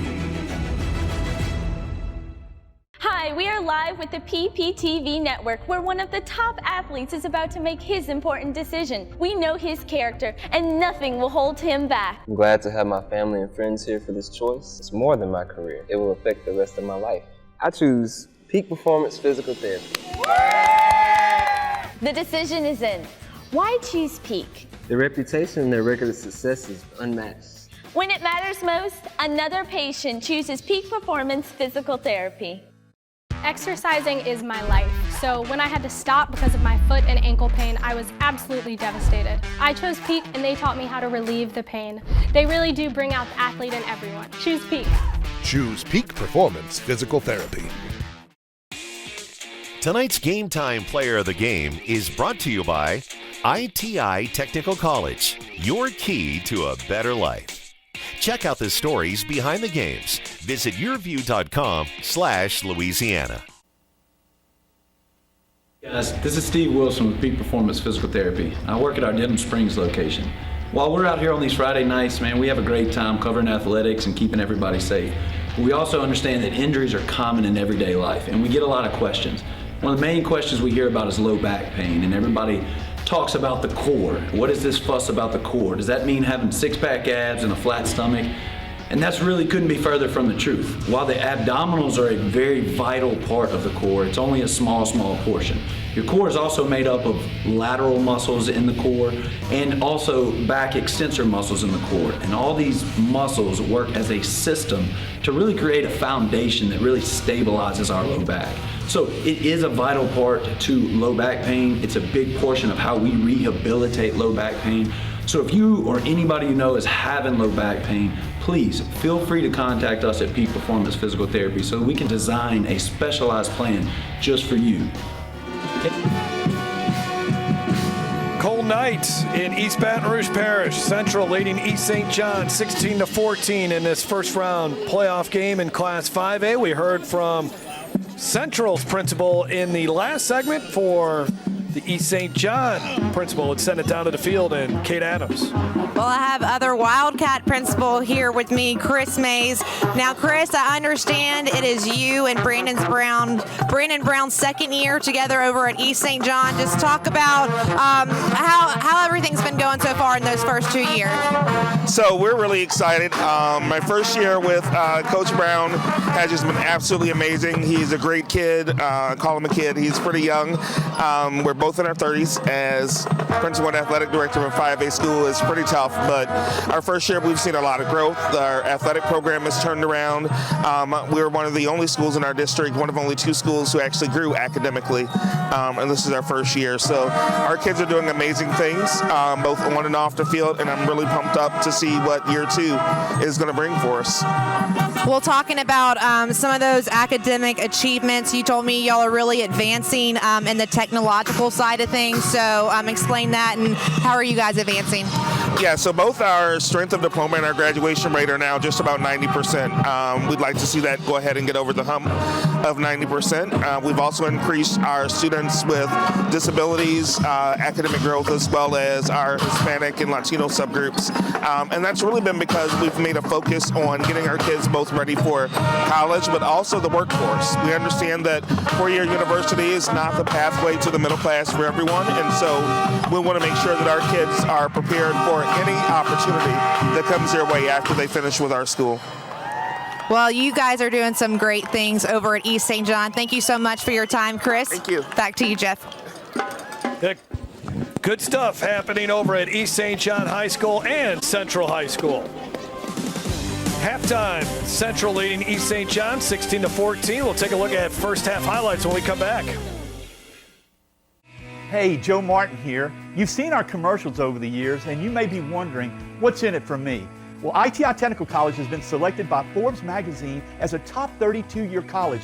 But even more than that, the reason we do this is you. Our tagline is for a better life, and we mean that, for you to be able to have the life you've always dreamed about, to do the things for your family you've always dreamed about. And it can begin here, where we are dedicated to your success, because here at ITI, the reason we do it is you. We're here at Podna's Barbecue, Louisiana's best barbecue. I've got the owner, Gerald Hopper, and you've got mouth-watering, fall-off-the-bone ribs. Well, they're slow cooked, I can tell you that. Perfect for game day. It's our tailgate spread. Half slab of ribs, 2 halves of chicken, and 2 pints of sides with Texas toast and barbecue sauce, all for $24.85. With fast service, dine in or take out, and 2 great locations, Florida at Donmore and Sherwood Forest at I-12. Liberal John Bell Edwards. I voted for Secretary Clinton. You could put half of Trump's supporters into what I call the basket of deplorables. Like Hillary, Edwards supports radical policies. Edwards supports illegal immigrants getting taxpayer-funded benefits and opposed President Trump's full immigration plan to secure our borders. John Bell Edwards, too liberal for Louisiana. Vote John Bell Edwards out. Paid for by RGA Right Direction PAC. I'm Brett Favre. As a quarterback in the NFL, if I didn't stay focused, I ended up on my back or worse. Even the smallest distraction could make a good play or offensive drive come to an end. When you're in a car, the smallest distraction could end much more than a drive. It could end someone's life. Just like I refuse to lose on the field, I refuse to lose someone I love to distracted driving. And you should too. Focus on the road. Don't drive distracted. A message from Farm Bureau Insurance. Back at Central High School, where the Central Wildcats leading the East St. John Wildcats 16-14 in this Class 5A first-round playoff matchup. Jeff Palermo along with Jason DeQueer. Well, it's the playoffs. It's week 11 of the year, but it hasn't been a crisp game. A lot of penalties for East St. John. The ball on the ground a little bit too much. Sam Kennerson's thrown a couple of interceptions for Central. One of them was a Hail Mary there at the end of the game, or end of the first half. But a little bit sloppy, but a tight game just like we expected. Yeah, I think both of these teams need to make some adjustments at halftime. You're right on the penalties. They both need to cut that out. They've traded some turnovers. But for East St. John, I think they got to have more production on those intermediate downs. They take the big shots deep, get a penalty or something, and they just don't have successful series. Also, they haven't been having a lot of success in the red zone. You know, they get down there and then they get bottled up. And with Central, I think they're going to have to make a few plays through the air. They're starting to close in on Kennerson running the football, so they're going to have to make some plays through the air in the second half. And also Isaiah Rankins needs to have a big second half if he wants to keep his prep career going at Central. Let's take a look at your first half highlights. Central Wildcats breaking through first. First drive of the night for Central is a good one. Rankins getting into the end zone. Kennerson throwing downfield and intercepted by Antonio Sanders. And East St. John going deep. How about this throw? And catch. Great job along the boundary by Markel August. There's the ball on the ground. Tyler Scott has it. And he nearly gets into the end zone if it wasn't for Sean Shelby. One play later, Rankins back in the end zone. The extra point was blocked. East St. John towards the end of the first half, they get into the end zone, and then this field goal knocked through a 30-yarder from Andrew Medine to give Central the lead back. So both teams have had the lead in this contest.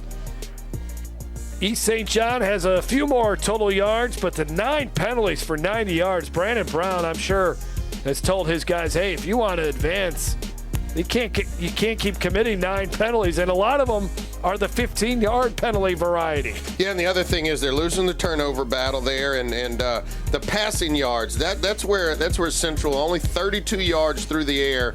That's where they're going to have to pick it up a little bit. The LHSA high school football playoffs, always a great experience. Let's look at what else is happening around the state in the 5A bracket. Looks like Acadiana will advance. How about Walker shutting out Thibodaux?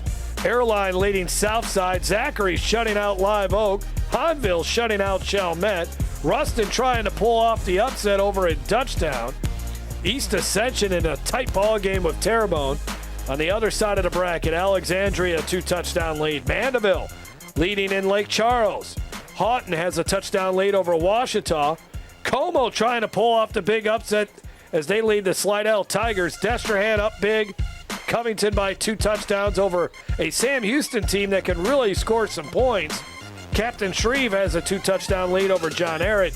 And West Monroe blowing out Central Lafourche 40-0. It could be a long ride back to the Bayou for the Central Lafourche Tarpons, I believe is their nickname. We'll take a break. When we come back, second half action. Central and East St. John. One of these teams will advance, the other will go home. We'll be back after this. This throbbing neck pain was so bad it moved to my shoulders and was causing severe headaches. Then a friend suggested I choose Peak. 2 weeks later, the pain was completely gone. So glad I chose Peak. Choose Peak Performance Physical Therapy. Hey, Joe Martin here. You've seen our commercials over the years, and you may be wondering, what's in it for me? Well, ITI Technical College has been selected by Forbes magazine as a top 32-year college. But even more than that, the reason we do this is you. Our tagline is for a better life, and we mean that. For you to be able to have the life you've always dreamed about, to do the things for your family you've always dreamed about. And it can begin here, where we are dedicated to your success, because here at ITI, the reason we do it is you.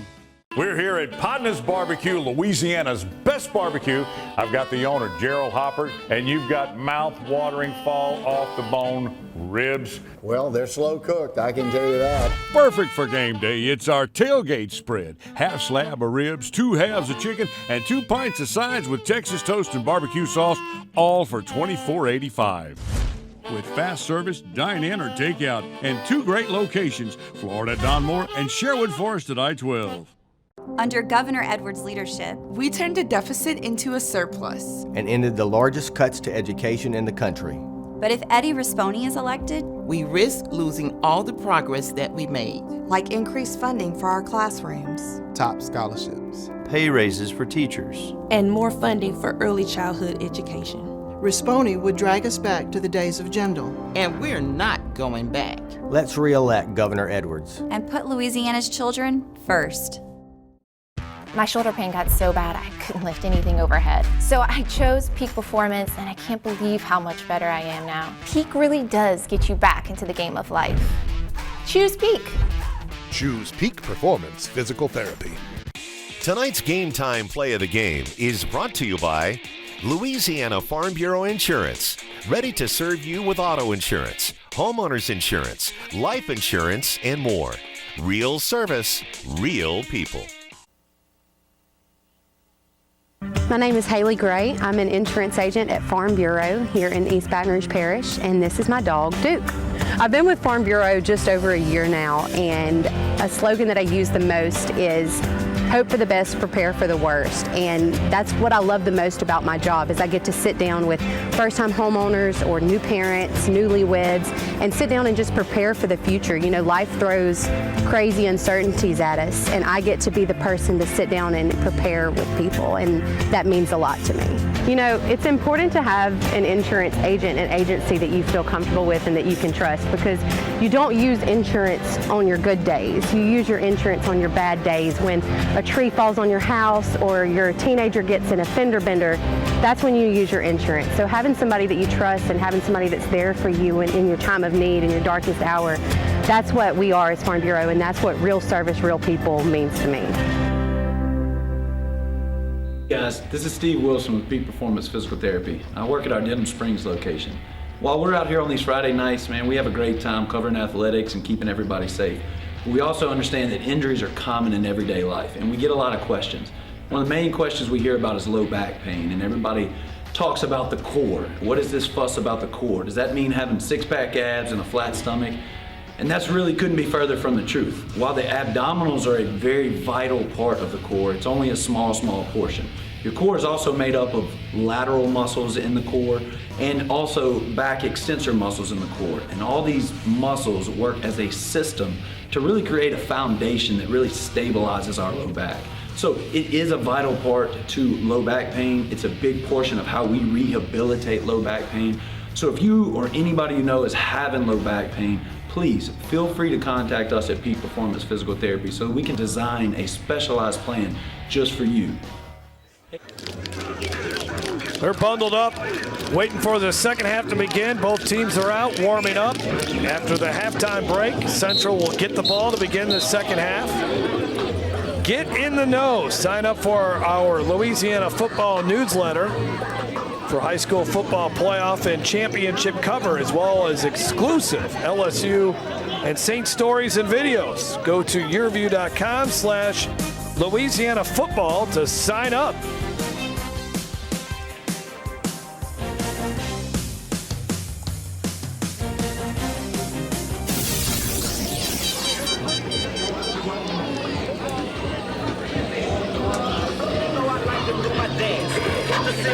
East St. John, when you look at their playoff history, they do have a state championship, but it was a long time ago.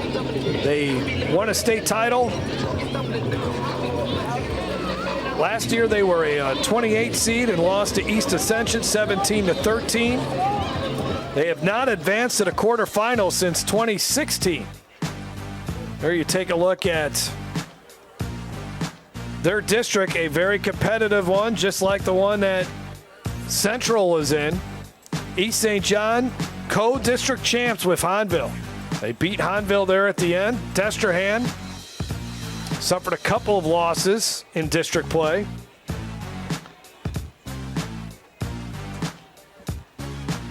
And Coach Brown, he's coached in a state championship game before. He led St. Helena College and Career Academy to the 2017 Class 2A state championship game where they lost to Welsh. Before he got here, East St. John had just 4 wins in the 3 seasons prior to his arrival. Sid Edwards has been at Central for a long time now. And Darth Vader standing right next to him. Hopefully that's good luck for Sid Edwards. 14th year Sid Edwards is here.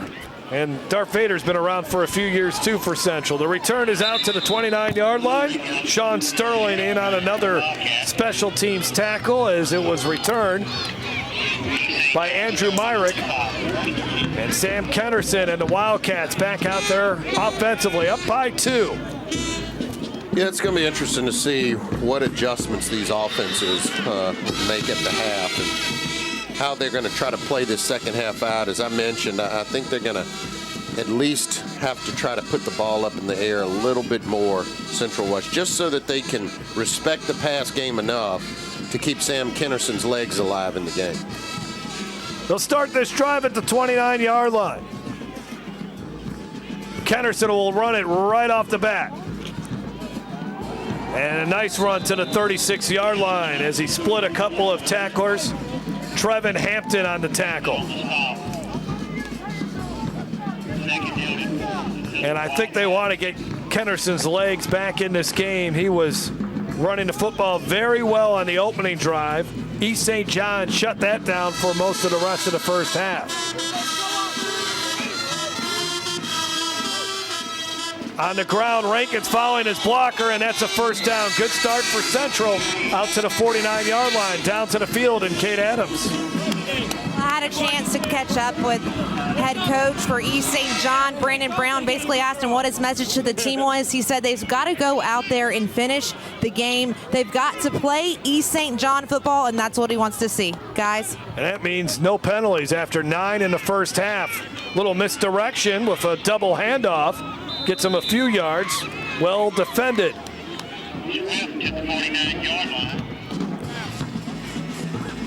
Darrell Dagray on the tackle. Yeah, that was Jonathan Swift with the carry there. We saw him come in and play a little quarterback as well.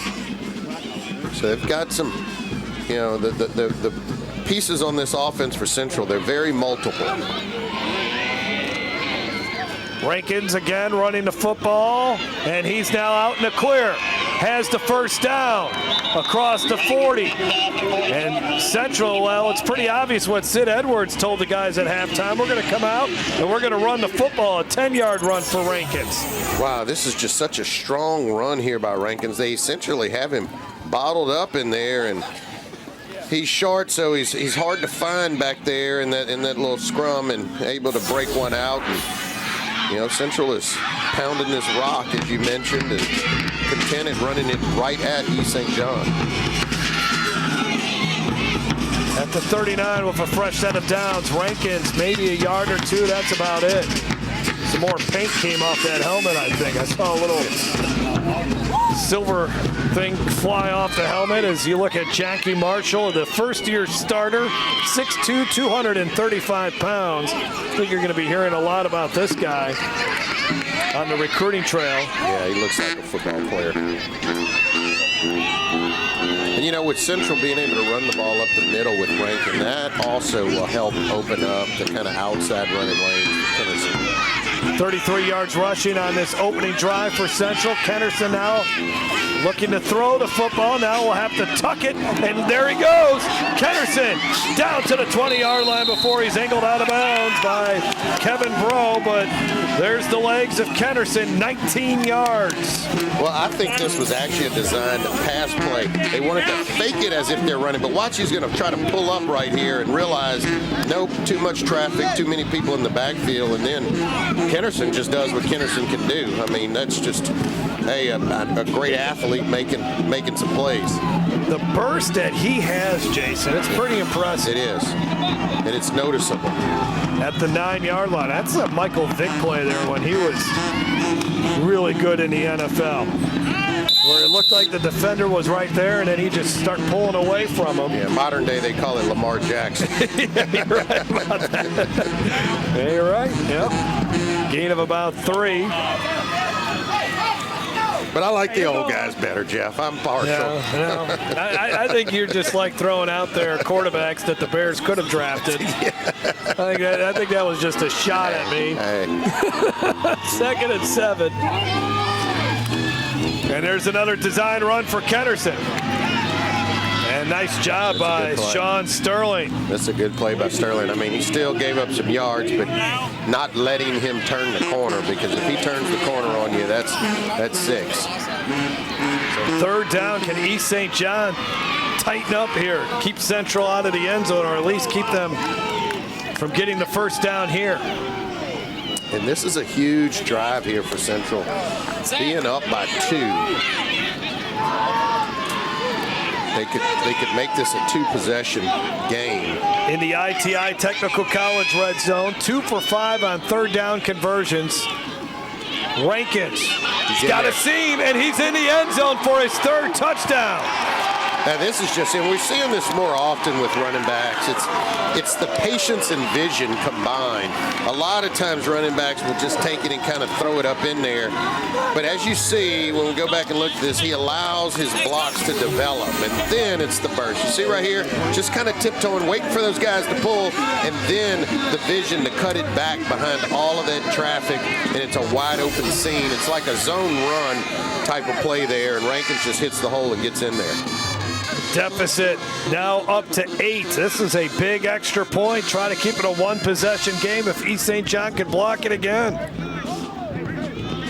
They come from the edge. They can't get there. And it's a 9-point lead for Central. What a statement drive to begin the second half for Central. They ran it right down East St. John's throat. Hey, Joe Martin here. You've seen our commercials over the years, and you may be wondering, what's in it for me? Well, ITI Technical College has been selected by Forbes magazine as a top 32-year college. But even more than that, the reason we do this is you. Our tagline is, for a better life, and we mean that, for you to be able to have the life you've always dreamed about, to do the things for your family you've always dreamed about. And it can begin here, where we are dedicated to your success, because here at ITI, the reason we do it is you. I'm Brett Favre. As a quarterback in the NFL, if I didn't stay focused, I ended up on my back or worse. Even the smallest distraction could make a good play or offensive drive come to an end. When you're in a car, the smallest distraction could end much more than a drive. It could end someone's life. Just like I refuse to lose on the field, I refuse to lose someone I love to distracted driving. And you should too. Focus on the road. Don't drive distracted. A message from Farm Bureau Insurance. Central has its biggest lead of the night, 23-14 over East St. John. And now it's really imperative here for East St. John to play some clean football and see if they can't get something going. East St. John, 1980 is their only state championship.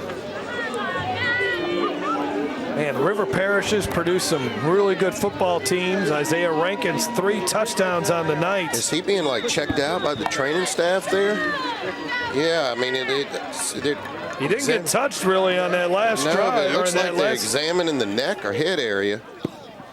Well, another kick that sails out of bounds. But that would be a huge, huge blow to Central. Hopefully he's fine there. Re-kick, re-kick, re-kick. Dead ball. Kickoff out of bounds. Number 19. Well, they're going to force Central to re-kick it again instead of taking it at the 40. That's kind of interesting. They want to see if they can't pop a return.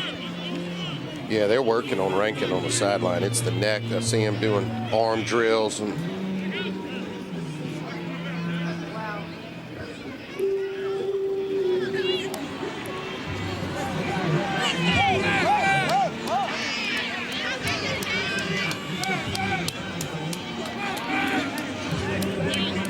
Medine has it teed up again.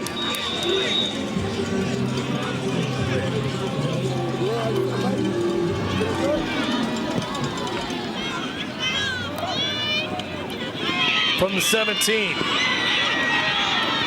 A nice job by Central's kickoff coverage team as they made sure Dante Fleming wasn't able to really turn on the Jets. Caleb Ward ushered him out of bounds, and East St. John's offense will take the field. Next week will be round 2 of the playoffs, and we'll be somewhere on November 22nd at 7 p.m. You'll be able to watch the game on Cox 4, CST, or YourView.com as we take you through the playoffs here over the next couple of weeks. At the 34-yard line for Sean Shelby.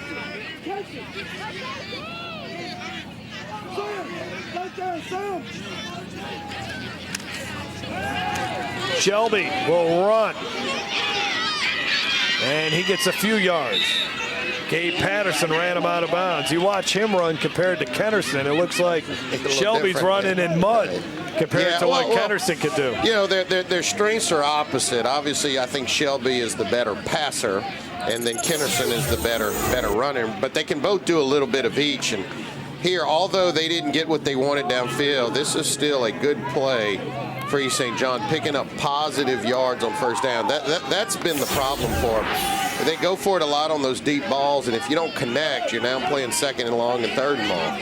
Shelby just 4 yards on 2 rushes tonight. He's only rushed for over 100 yards, 101 yards coming into the game. So running the football, not necessarily his game. He'll pitch it and turning upfield and getting upended is the ball carrier. That is Ramond Moore. Yeah, he's got over 154 yards rushing, and he is still on the ground rolling around back there in pain. Yeah, he's going to get up slow. There's no doubt about that. He took a shot right there around the kneecaps. And the other thing is, it's not like this field is a sponge either. No, especially near the sidelines. Watch here. They go low on him right there. Boom, and just clipped him. Oh, man, that is just... And those sidelines are very hard. I mean, it is like concrete just because of players standing on it. I mean, they do middle school games here. These sidelines are really beaten up by the end of the year. He is down.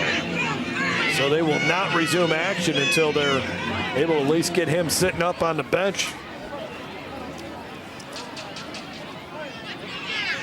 It's been a physical game. I mean, we've seen some folks go down. We've seen a couple on each side, as we mentioned. Well, he's ready to come back in the game, so that's a good sign.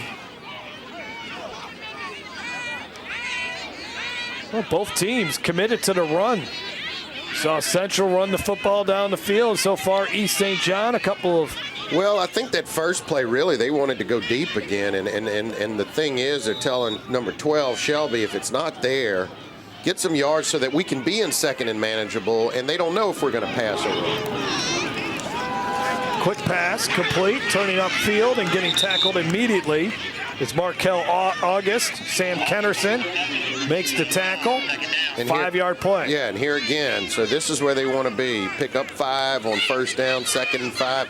Now Central doesn't know what's coming at them. Are they going to take a shot, or are they going to, pitch it to the running back and see if he can pick up the first down? Several SWAC schools are looking at the East St. John quarterback, Sean Shelby.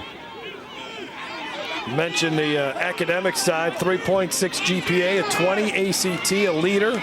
Great kid, according to Coach Brown. Same play, nearly the same result. We'll see where they mark him, just a yard shy of the first down, so 3rd and 1. Yeah, now they're getting some of their intermediate stuff involved. We saw some of the run game, now in the short passing game, and I think that's what they're going to have to do than just taking the deep shots every other play. Mix it up a little bit. East St. John, 3 of 8 on first down, or on 3rd down conversions tonight. This is a long 1 yard that they got to pick up. Bunch formation. Shelby actually under center. Long count.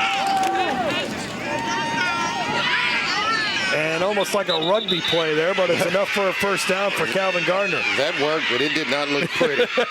At first, he got down there, I think almost like they were trying to draw him off. And and then the handoff and just timing of this thing wasn't the best, but nevertheless, Gardner finding a little crease there on the outside. Tell you what, you got to give a lot of credit to Tyler Scott defensively. He got in that backfield and I think kind of ruined the timing there. Now at the 43-yard line for East St. John. Down by 9. Shelby will throw again, and it was almost intercepted. Boy, the defender saw that one coming a mile away. Amari Montgomery nearly had an interception. Yeah, He's got 2 of them on the year. I think it just had so much pepper on it since he was so close that, man, that's like coming out of the 80-mile-an-hour ball machine there. But a good job of just knocking it down.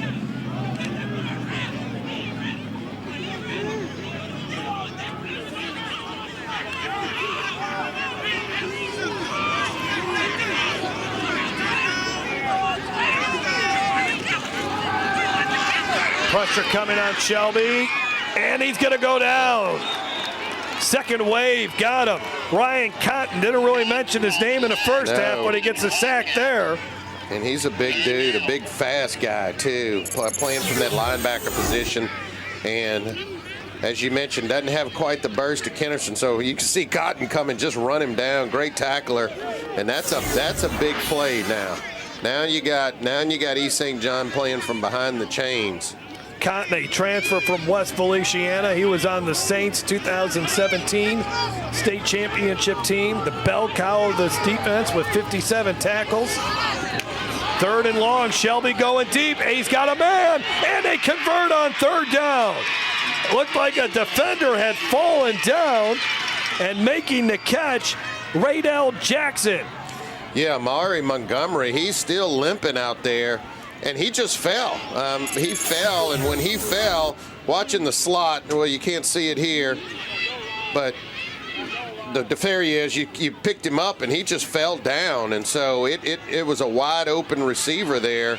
Just had to concentrate on making the catch. And I tell you what, give credit to Shelby because he was getting that big blow in his face while throwing that football. If East St. John comes back to win this game, remember that play on 3rd and 16. Shelby's going to run for it again, it appears. Now he's going to throw it at the last second corner of the end zone. Did he get a foot in bounds? Yeah. No, they're going to say incomplete. Now one official says touchdown. Well, you got 2 different guys. One's looking at the ball and one's looking at his feet. I think the feet were clearly in bounds. I could not see whether or not he held onto the football. And that's what they got to talk about. One saw the feet. The guy to the right sees the feet in bounds right there. That's what I saw. Now you have to see if he catches it. It is a touchdown. All the way through the thing. It is a touchdown, but the referee closest to it did not. I'm wondering if he saw the ball come loose down there, and that's what he's looking at. So he's looking at the ball. That was almost like a one-quarter. Yeah. Well, it is a touchdown, and now East St. John will try to close it to a 2-point game, and the extra point is good. Both teams take their opening drive of the second half and they score. It was a 2-point game at halftime. It remains a 2-point game with just over 4 minutes to go in the third quarter. 23-21. We have a good one developing. Stay tuned. We're here at Podna's Barbecue, Louisiana's best barbecue. I've got the owner, Gerald Hopper, and you've got mouth-watering, fall-off-the-bone ribs. Well, they're slow cooked, I can tell you that. Perfect for game day. It's our tailgate spread. Half slab of ribs, 2 halves of chicken, and 2 pints of sides with Texas toast and barbecue sauce, all for $24.85. With fast service, dine-in or takeout, and 2 great locations, Florida at Don Moore and Sherwood Forest at I-12. Everyone's all offended. I'm a veteran and I'm offended too.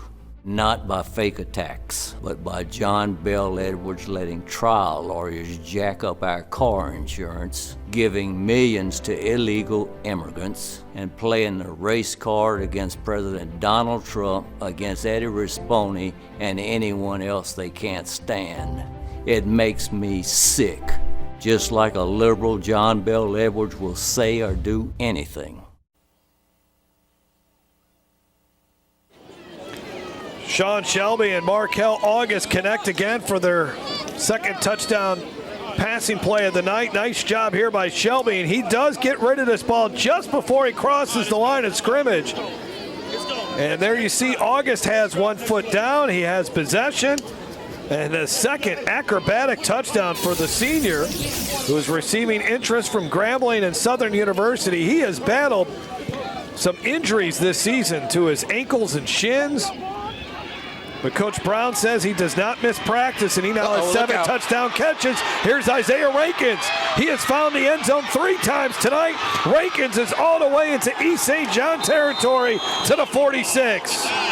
Boy, he exploded through that hole, and then he's just so tough. I mean, once he gets through the hole, it's just hard to tackle it. I think the neck is okay. Yeah. Looked okay there. But watch here, it just takes it right up the middle, sees the hole. But this is what's impressive. Right here at the end, he probably picks up another 10 yards, just dragging people.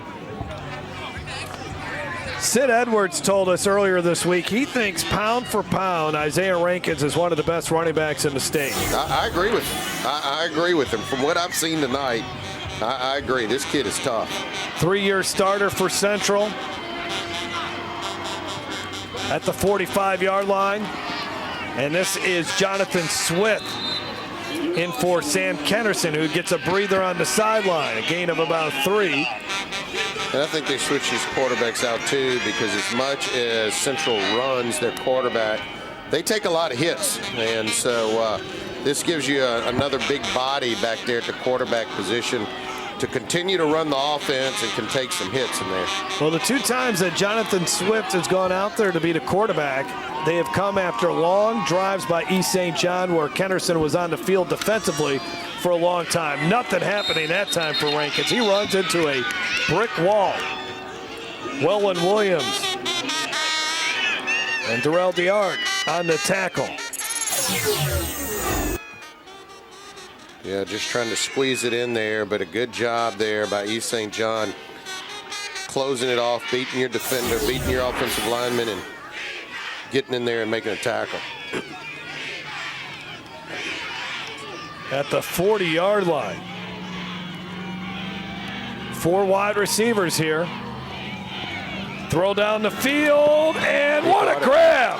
That is an outstanding catch by Josiah Rankins. Are they saying that's an interception, or are they saying that's incomplete? Well, first I thought Josiah Rankins caught it, but that wasn't the case. Looked like Antonio Sanders thought he intercepted it. That's not the case. Let's follow this through. It looked like a catch. Let's see. I mean, he never had that. Yeah, he hit the ground. So great job by Antonio Sanders. Great leader for this team defensively, and there again, you don't catch the ball through the process, right? That was 3rd down, by the way, so now Central has to punt the football.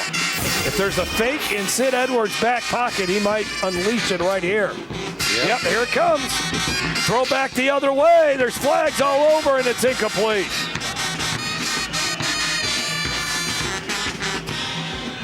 Well, sometimes it's just too obvious, right, Jason? Yeah. It's at the 40-yard line. That clearly was not there for them. And it's going to be interesting to see what So they'll decline it, and East St. John will get the ball back. Legal shift. Yeah. First down.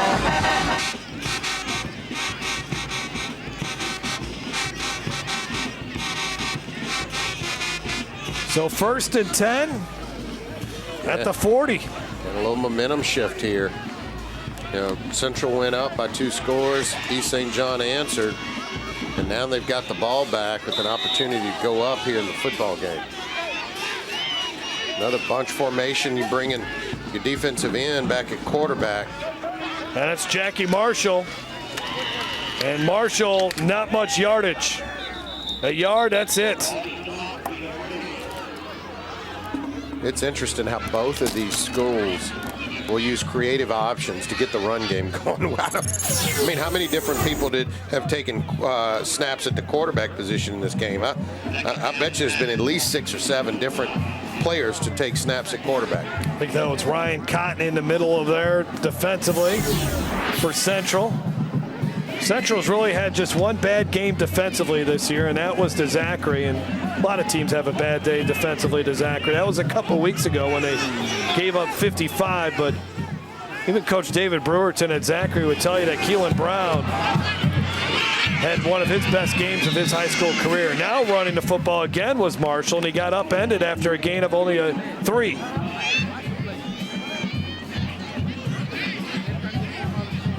Let's head down to the field and Kate Adams. Well, Central Wildcat defensive coordinator telling his Wildcat defense, we've got to make some big plays here, guys. We've got to start helping our offense out, but we cannot let East St. John's quarterback have too much time in the pocket. Back to you. East St. John is 5 of 10 on 3rd down conversions. Let's see if they can get to Sean Shelby here. They do bring pressure from the backside. Is that a completion? It looks like it, and that's good enough for a 1st down. Another big catch from the senior Markel August, who's got some good hands, and he's shown them off tonight. That's a great catch because it was not an accurate throw there by Shelby, way down there, and August goes down. He had him beat on the route. It was a great route, but that ball was low, and that's a great catch there by August to pick up the 1st down. 8-yard pass play. August 6 catches for 73 yards and 2 touchdowns. Shelby winds up, goes deep. August is there, but it's a little bit past him and out of bounds. Andrew Myrick, one of the defenders there. Yeah, again, good coverage. I mean, more often than not, the Central defensive backs have been in good position on some of these deep balls. It's just that East St. John has made some big-time plays going up and catching the football in these one-on-one situations. So 2nd and 10. Gardner to the left of Shelby. Rolling out. Shelby fires a dart and it's caught. That's enough for a 1st down. Another nice play. Rydell Jackson on the catch. And the chains move on the other side of the field. I'll tell you what, he seems very comfortable in the rollout. I mean, he throws darts. Wow. That is a heck of a throw there by Shelby. It's just accurate. We've seen him a couple times in the rollout situations where he's just thrown some great footballs. Shelby, 11 of 25 for 202 yards and 2 touchdowns. Dante Fleming, number 3, has been pretty quiet here lately. Let's see if he gets the football. Nope, they go back to August. Why not? That's been a good combination. And that looks to be the final play of the 3rd quarter. Central had a 9-point lead. They're now clinging to a 2-point lead as we have 12 minutes to go in this 1st round playoff game between the Wildcats of Central and the Wildcats of East St. John. Big plays throughout this contest. Who will make big plays in the final 12 minutes? That will decide the winner in this one. Well, I've had back pain now and then, but it got so bad I couldn't even bend over. I didn't want to resort to pain pills, so I chose Peak, hoping they could relieve the pain. They got me active again. I even lost weight. I believe in better. I chose Peak. Choose Peak Performance Physical Therapy. I'm Secretary of State Kyle Ardoin. For nearly a decade, my top priority has been protecting the integrity of Louisiana elections. When the Obama Justice Department sued Louisiana, I fought them and won. When radicals tried to get rid of voter ID, I fought them and won. If anyone interferes with Louisiana elections, from Soros to Putin, I'll fight them all and win. I'm Secretary of State Kyle Ardoin. I'm asking for your vote to continue fighting for you. I'm Brett Favre. As a quarterback in the NFL, if I didn't stay focused, I ended up on my back or worse. Even the smallest distraction could make a good play or offensive drive come to an end. When you're in a car, the smallest distraction could end much more than a drive. It could end someone's life. Just like I refuse to lose on the field, I refuse to lose someone I love to distracted driving. And you should too. Focus on the road. Don't drive distracted. A message from Farm Bureau Insurance. I spent years suffering from knee pain, so I decided to have replacement surgery. My doctor did a great job, and he allowed me to choose Peak for my PT. I should have done this a long time ago. I'm so glad I chose Peak. Choose Peak Performance Physical Therapy. One more quarter in this first-round playoff game between the Central Wildcats and East St. John, 23-21. Jeff Palermo, Jason DeQuare, Kate Adams. It's been a good one. East St. John is on the move here. Once down by 9 points in the second half, they got a touchdown, and then their defense forced to stop. Turnover on downs, and Sean Shelby has moved East St. John back into Central Territory. Shelby loves going deep. If he can go deep here, he will. Nobody open though, and he'll just have to take what he can get as he is shoved out of bounds a couple yards shy of the first down. Javonte Witten has had a really good season, a senior for Central, shoving him out of bounds. For the Central Wildcats, this is a team that nobody really believed in from the beginning of the season. They're 11 minutes and 49 seconds away from advancing to the second round of the playoffs. Picked to finish last in their district.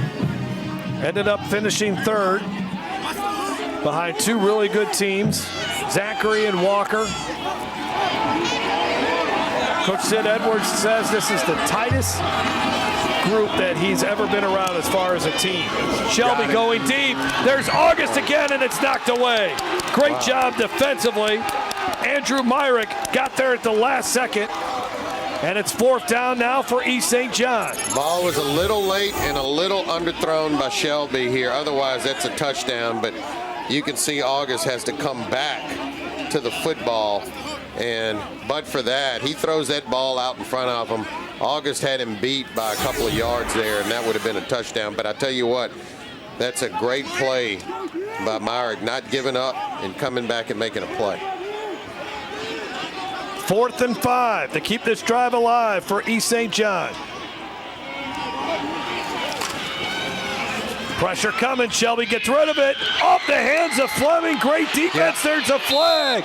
Too good of defense, I guess. I think that's the right call, Jeff. Caleb Ward hit Fleming. I thought he was a half a step early, and I do think that was the right call. I mean, obviously, when we pick it up on the replay, we'll have a better look at it. What a huge call, too. We have defensive pass interference. Number 15, Central. 15-yard penalty, first down. I think Myrick jarred him in the back right before the football got there. Right there. Yep. Man, it's bang, bang, and it's one of those things where it's got to be perfectly timed, and I don't blame Ward there, because if you back off just a little bit, he catches that football for a first down. So it's just a bang-bang deal there. At the 16, give credit to East St. John. They have not been getting flagged as much as they did in the first half. Now to the end zone here, to August. Jump ball. Nope. Incomplete. And I tell you what, you throw it anywhere in the area of Markel August, he is certainly going to get his hands around it. And look, it was our guy Ward who just made the pass interference play come back in here, and he got his arm in there. See, when you get your arm in there, you have an opportunity to get that football out. That's why you want to get that arm in there. And you see, look at him pull that thing out. He feels it, and he's able to rip it out of there so that it's not a catch, and that's a heck of a play by Ward. Told you earlier, Ward's a sophomore. He is getting an introduction to varsity high school football with these wide receivers and this aerial attack that East St. John brings to the field. Shelby. Here they come. Can he get rid of it? He cannot. He goes down. Big time sack. Gabe Patterson got to him. That's a huge loss. 3rd and long now coming up for East St. John. Yeah, Shelby's got to get rid of that football, and he doesn't. You can see here, Central bringing some pressure. They brought pressure the last couple of plays there. And that's Patterson just showing some speed there. And our sleeveless guy. The strength coach is loving it. He got the mustache, everything. Now here, you know East St. John's going to the end zone. So you got to make another play if you're Central from the defensive back position. There's no doubt they're going to take a deep shot. Shelby is going to the end zone. There's contact there, no flag. Wanting the call, but not getting it is Rydell Jackson, 4th down. I assume East St. John will go for it here.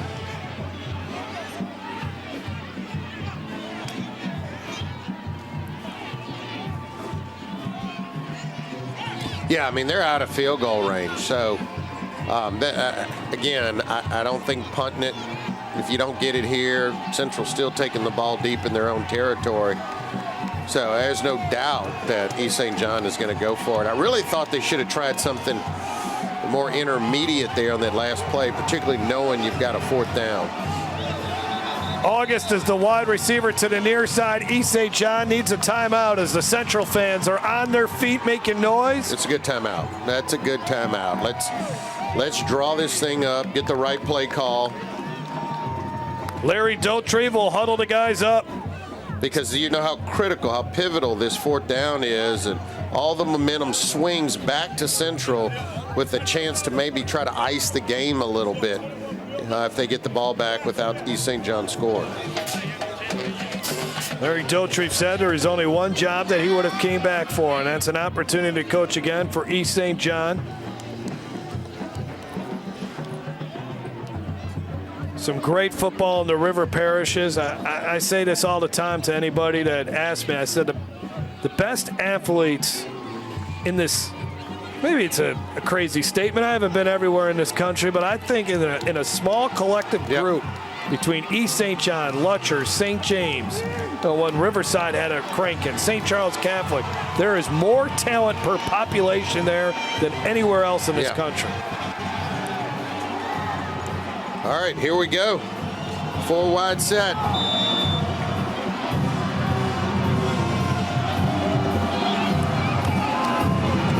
Need to get inside the 10, and he's not going to get there. He is sacked.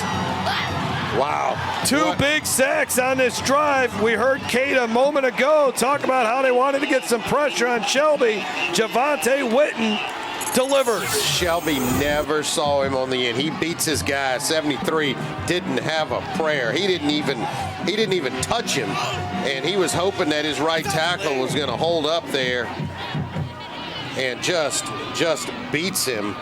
When you needed a play, Witten stepped up and came through and able to put Shelby on his back. And now this is where this momentum shifts. And you know, Central, even though it's still a lot of time, they're going to be thinking, hey, work on this clock, but we got to get some points. We're not out of the woods here. That is 3 sacks in the second half now for Central. Now Isaiah Rankins brought down as soon as he got across the line of scrimmage. Welland Williams to tackle. We have this one going down to the wire with just over 10 minutes to go. Central scored on its opening drive of the second half, but they have been quiet in the second half offensively since then. East St. John has had the ball a lot, though, in the second half. Kennerson goes to Rankins again. Not much running room there, and it is all bottled up. Ja'Cory Roberson, 18 tackles on the year, a promising sophomore linebacker for East St. John. Stops Rankins after a minimal gain. 3rd down and 7. All right, I think Central's going to have to be a little creative here. You can't get too conservative here on 3rd down. I think you gotta give, you see Coach Edwards there. I mean, you got to give number 14 an opportunity to pick up the 1st down for you. Get a little creative, but make sure you protect the football. Andrew Myrick is lined up in the slot. East St. John brings 4. Kennerson looking to run for it. And he will get the 1st down, and he delivers a shoulder blow, and there's a flag. Oh, this is interesting if this is targeting. And then the spot is not for the 1st down, which is also interesting. He's a yard shy of the 1st down. But let's see what the flag is all about. I did not see, well, again, we're on the opposite side of the field. It looked like Kennerson went to lay the blow here. And if that's the case as a defensive player, you got to be able to protect yourself. Big call coming up from our referee, Mike Broussard from the Hammond Officiating Association. And it is going to go against East St. John. Personal foul. This way. Another big 15-yard penalty against the East St. John Wildcats. Let's see it again. Because when he lowers his head, that's not targeting. That is not targeting. Tough. That's tough. That is a tough call against Howard Joseph. That is not targeting. I mean, see, the offensive player goes to lower his head. You got to give. I mean, he's not defenseless. Doesn't come close to the head area. Just first penalty of the 2nd half for East St. John. They now have 10 for the game. 4-yard run as they go back to Rankins. But that's a huge, huge flag. Oh, man, that's big. Because now Central gets to work this clock more. And they're now moving this ball deep into East St. John territory. I think sometimes as an official, you anticipate things happening. And he probably saw the defender, Howard Joseph, kind of lower his head a little bit. But tough break for East St. John. New ball carrier in there for Central. Only a couple. I believe that is Swift. I think that's who got the carry. And it is. Another 3rd down coming up. I think you give the ball, obviously 14 or 22 are going to, 22 gets back out there. And Rankins remains on the sidelines for this 3rd down play. So then, to me, it's pretty simple. Sam Kennerson, you're the senior quarterback. You've been a starter since your freshman campaign. Go get us a 1st down. Now they hand it off to Swift, and he's not going to get the 1st down. He got stopped right at the line of scrimmage, and now it's 4th down and 3. You're going for it. There's no doubt in my mind that you're going for it. 2 yards. You got to go get this if you're Coach Edwards. Rankins comes back out there. And you got to continue to work on the clock. The problem is as quick as East St. John can score, only up by 2, you give them the football back, you may be down in this football game in a hurry. Huge 4th down. In the 4th quarter of this 5A playoff game. There's just going to be a read between Kennerson and Rankin. Kennerson will keep it. Kennerson's got the 1st down all the way to the 27. The senior delivers again. Well, this time they use Rankin as the lead blocker, which they've done quite a bit in this formation where Kennerson's just going to roll left and number 22 becomes the lead blocker and just runs right in there behind. Pierce Patterson also had a nice block there. Number 5, he was out there on that play. Kennerson nearly 100 yards rushing on the night, 13 carries. Now it's starting to, this clock becomes a factor. It's starting to get right around the 6-minute mark, and Central has a fresh set of downs here. At the 27. Rankins, big hole. Rankins inside the 5. Touchdown, Central. No flags. Now the extra point here is going to be critical. You've got to hit this extra point if you're Central. If not, obviously East St. John can tie it up with the touchdown and a 2-point conversion. One a night for Rankins, 4 touchdowns tonight. And here's Rankin. We've seen him do a lot of his damage right up the gut, right at that East St. John defense. And, you know, with Kennerson stretching you out wide and then Rankin really testing you in the interior of that defense, it really makes it for a tough run game to slow down. And as you mentioned, Jason, the big extra point. Andrew Medine.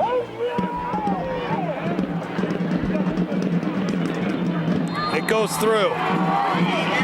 6:11 to go. Central back up by 9, 30-20. Isaiah Rankins playing really well. 4 TDs tonight. Tonight's Game Time play of the game is brought to you by Podna's Barbecue.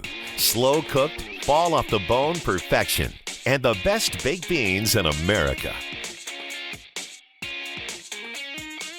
Hi, we are live with the PPTV network, where one of the top athletes is about to make his important decision. We know his character, and nothing will hold him back. I'm glad to have my family and friends here for this choice. It's more than my career. It will affect the rest of my life. I choose Peak Performance Physical Therapy. The decision is in. Why choose Peak? Their reputation and their record of success is unmatched. When it matters most, another patient chooses Peak Performance Physical Therapy. Tonight's Game Time League standings are brought to you by Visit Baton Rouge. It's not just the capital city, it's the hub of all things Louisiana. Find out more about all the Red Stick has to offer at visitbatonrouge.com.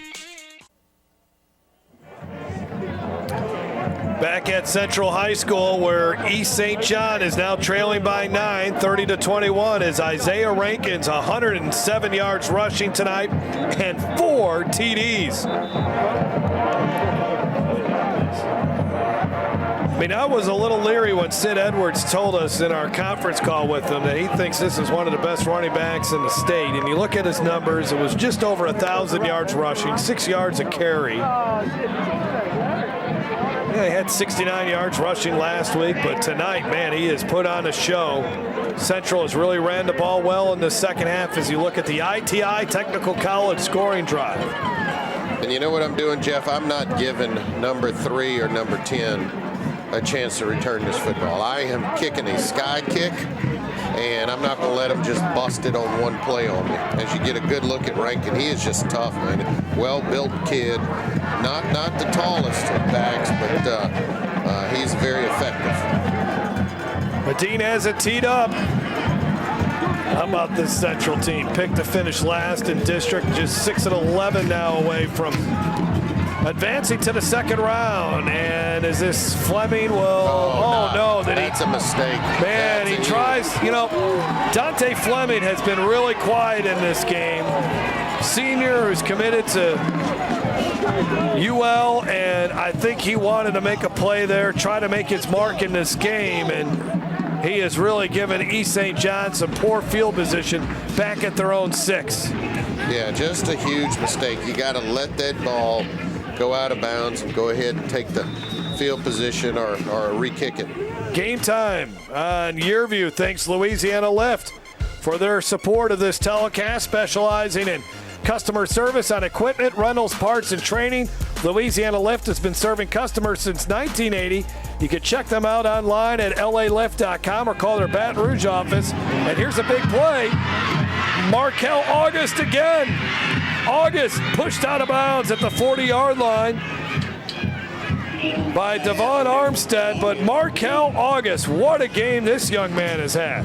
Yeah, they take the receivers, August, and they spread them out really wide, and what that allows you to do is have a lot of room to work on that, to work the middle of the field on a slant route, and of course, they're respecting the deep pass, so there was a lot of room in there for August, and a good throw there by Shelby, and good run after the catch. 35 yards. Shelby surveying the defense. Here comes that pressure again from Central. Shelby running on, or throwing on the run, but August well defended there by Caleb Ward.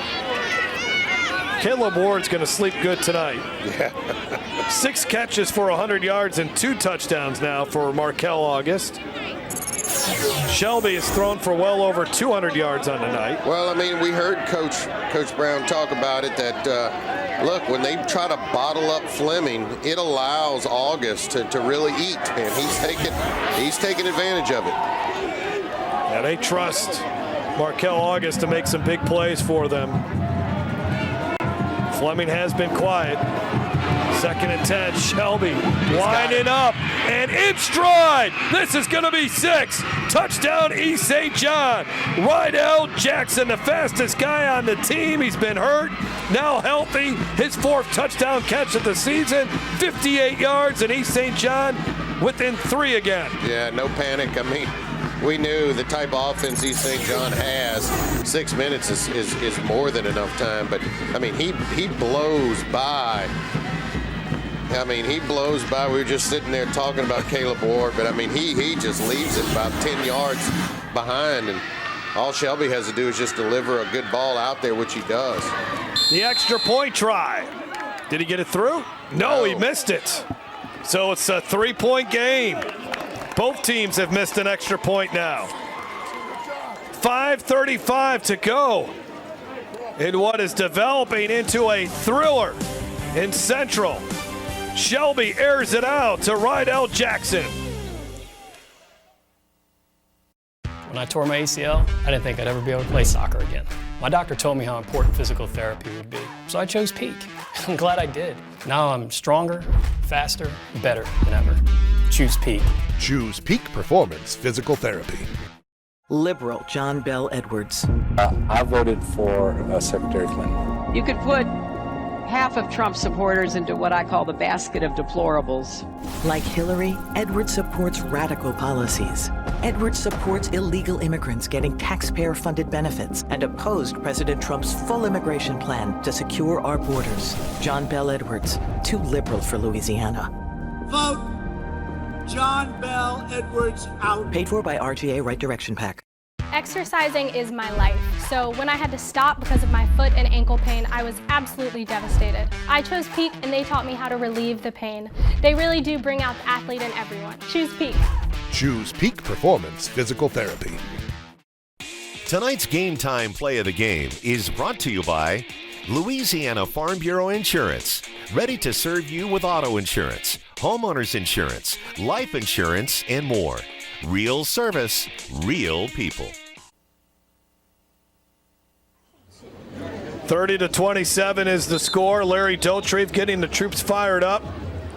East St. John's defense now needs to make a play here to give the offense an opportunity to try to win this game late in this contest. Well, you just had the sense that this game was going to be tight. Obviously, Central with the higher seed, but a lot of people felt like East St. John is much better than the seed that they drew just because of the games that they had to forfeit. But this bunch here at Central is scrappy, and you know this is this is what playoff football is all about. You know, yeah, this is more of a second round, third round matchup, because if you take away the 2 forfeited victories, East St. John is hosting a playoff game against somebody. Central, the season that no one expected, they gets thrown a curveball by having to face East St. John in the first round. And this game has lived up to what was expected to be one of the best games of the night, and it certainly has delivered. Can Sam Kennerson deliver again for the Central Wildcats? Hey, congratulations to Eric Randall and the Baker Buffaloes, the number 30 seed as you look at the ITI Technical College scoring drive. The Baker Buffaloes have pulled off the biggest upset of the night. They came in as a 30 seed in the Class 3A playoffs, and they have defeated LaRonger tonight 28-21. A huge win for Eric Randall. And Baker will host a playoff game next week. How about that? Nice run off the left side. Ran over his own guy. But no, Eric has done, Coach Randall's done a great job of building that Baker program back up. I mean, he's really paid attention to detail. As you catch the replay here, it's a good trap play there by Swift. And really the only thing slowed him down there was running up the backside of Patterson there. But that's the kind of production you want on first down. Now, your options again are wide open here for Central. Zachary and Hanville have already advanced in the 5A playoffs, and for the third consecutive year, those two teams will meet in the playoffs. 2 years ago, it was in the Dome. Last year, we had that game. That was the Andrew Robeson game. Yeah. All the hype and build up about that game. And Zachary took it to him in a hostile environment in Hanville, and this year the game will be played at Zachary. The winner of this game may be taking a trip up to Bossier City.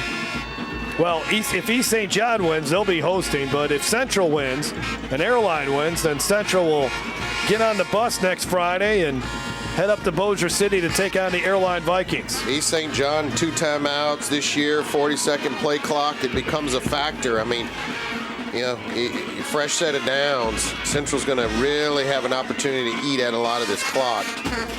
More hard running from Rankins. Rankins in the open field. Wow. Down to the 37-yard line. If you don't know who Isaiah Rankins was going into today, you know who he is now. And if you don't know who maybe the MVP of this game is, you got a good look at who my vote would be. I mean, this guy has really taken over this game in the second half. How about the offensive line giving him that hole and then him recognizing it and turning upfield quickly for the 30-yard run? That's a huge play. I mean, that is huge. And now, again, you can see Central in no hurry whatsoever. They're going to take every second off of the clock that they can. East St. John just has to sell out right now. They got to just get in there, and that's what they exactly do. Man, Trevin Hampton got in there so quick, not a chance. They got 2 timeouts, but I don't think they're going to start using them yet. Not with their offense. I don't think you need to burn them. If it was another offense, maybe, but you can see they're getting in the backfield and selling out on the run, as you mentioned. But this offense is capable of scoring in 2 or 3 plays. Trevin Hampton, senior linebacker, him and Devontae Morgan, the fellow linebacker back there. Those guys watch a lot of film. Jim Rats. They're not big, but they're experienced. 2nd down and 12. Kennerson, can they stop him? Kennerson gets about 5, I would say. And a 3rd down. And 7 approaching here for Central with the clock now under 3 minutes. And I think they're going to use a timeout now. East St. John recognizes it. Okay, here we go. 3rd down and 7. Can they get the stop that they need? I still don't know if I would have burned one there. I think I would have waited until after this down. Because now if Central does get a 1st down, that could ice the game.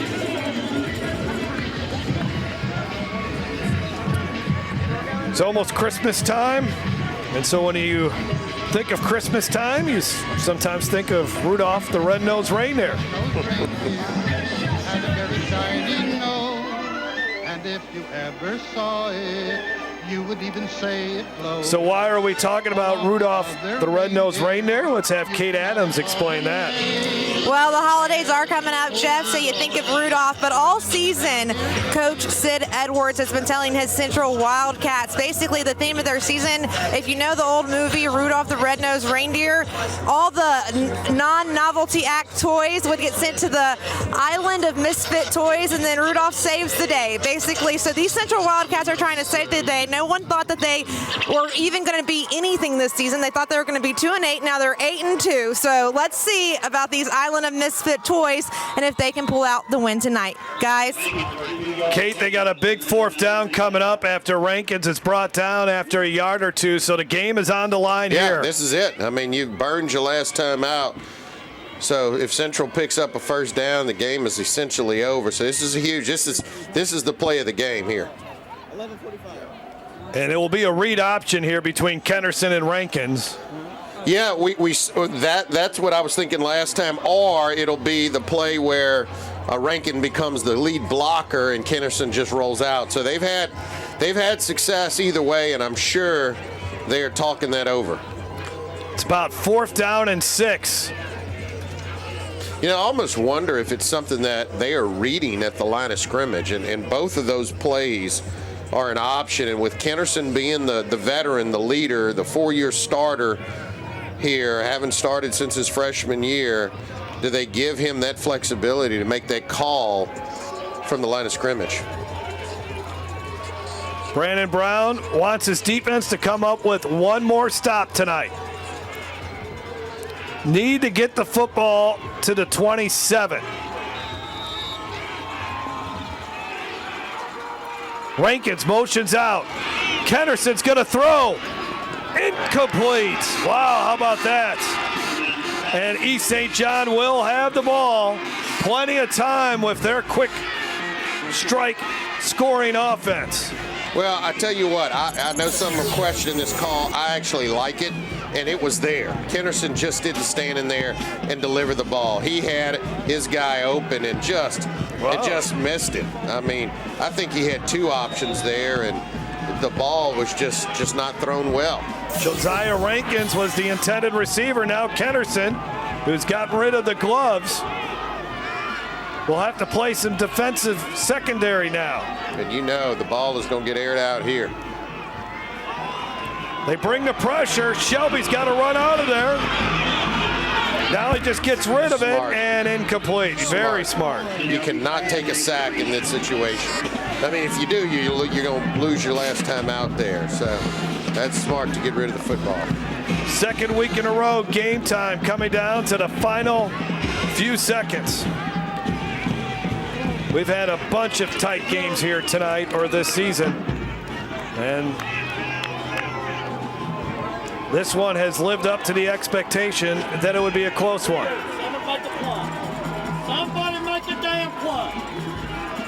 And you got a trio of receivers out there that can really burn you and get deep on you between Fleming and August and Johnson. Fleming, a wide receiver to the top of your screen. Here goes Shelby, going deep to August. He makes the catch. August inside the 10. Touchdown, East St. John. Are you kidding me? What a play. I mean, August is really, I was saying MVP with Rankin, but you could very easily make the case for August too. I mean, he has just been exceptional. And again, good coverage here by Central, the defensive back, but August just makes a play.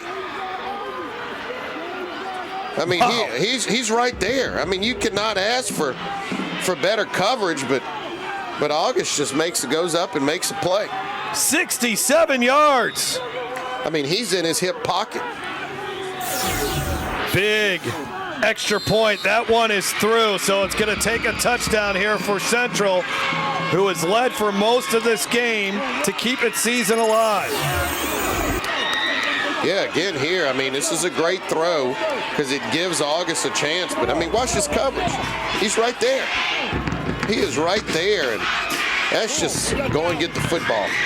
The catches that this Markel August guy has made has been unbelievable.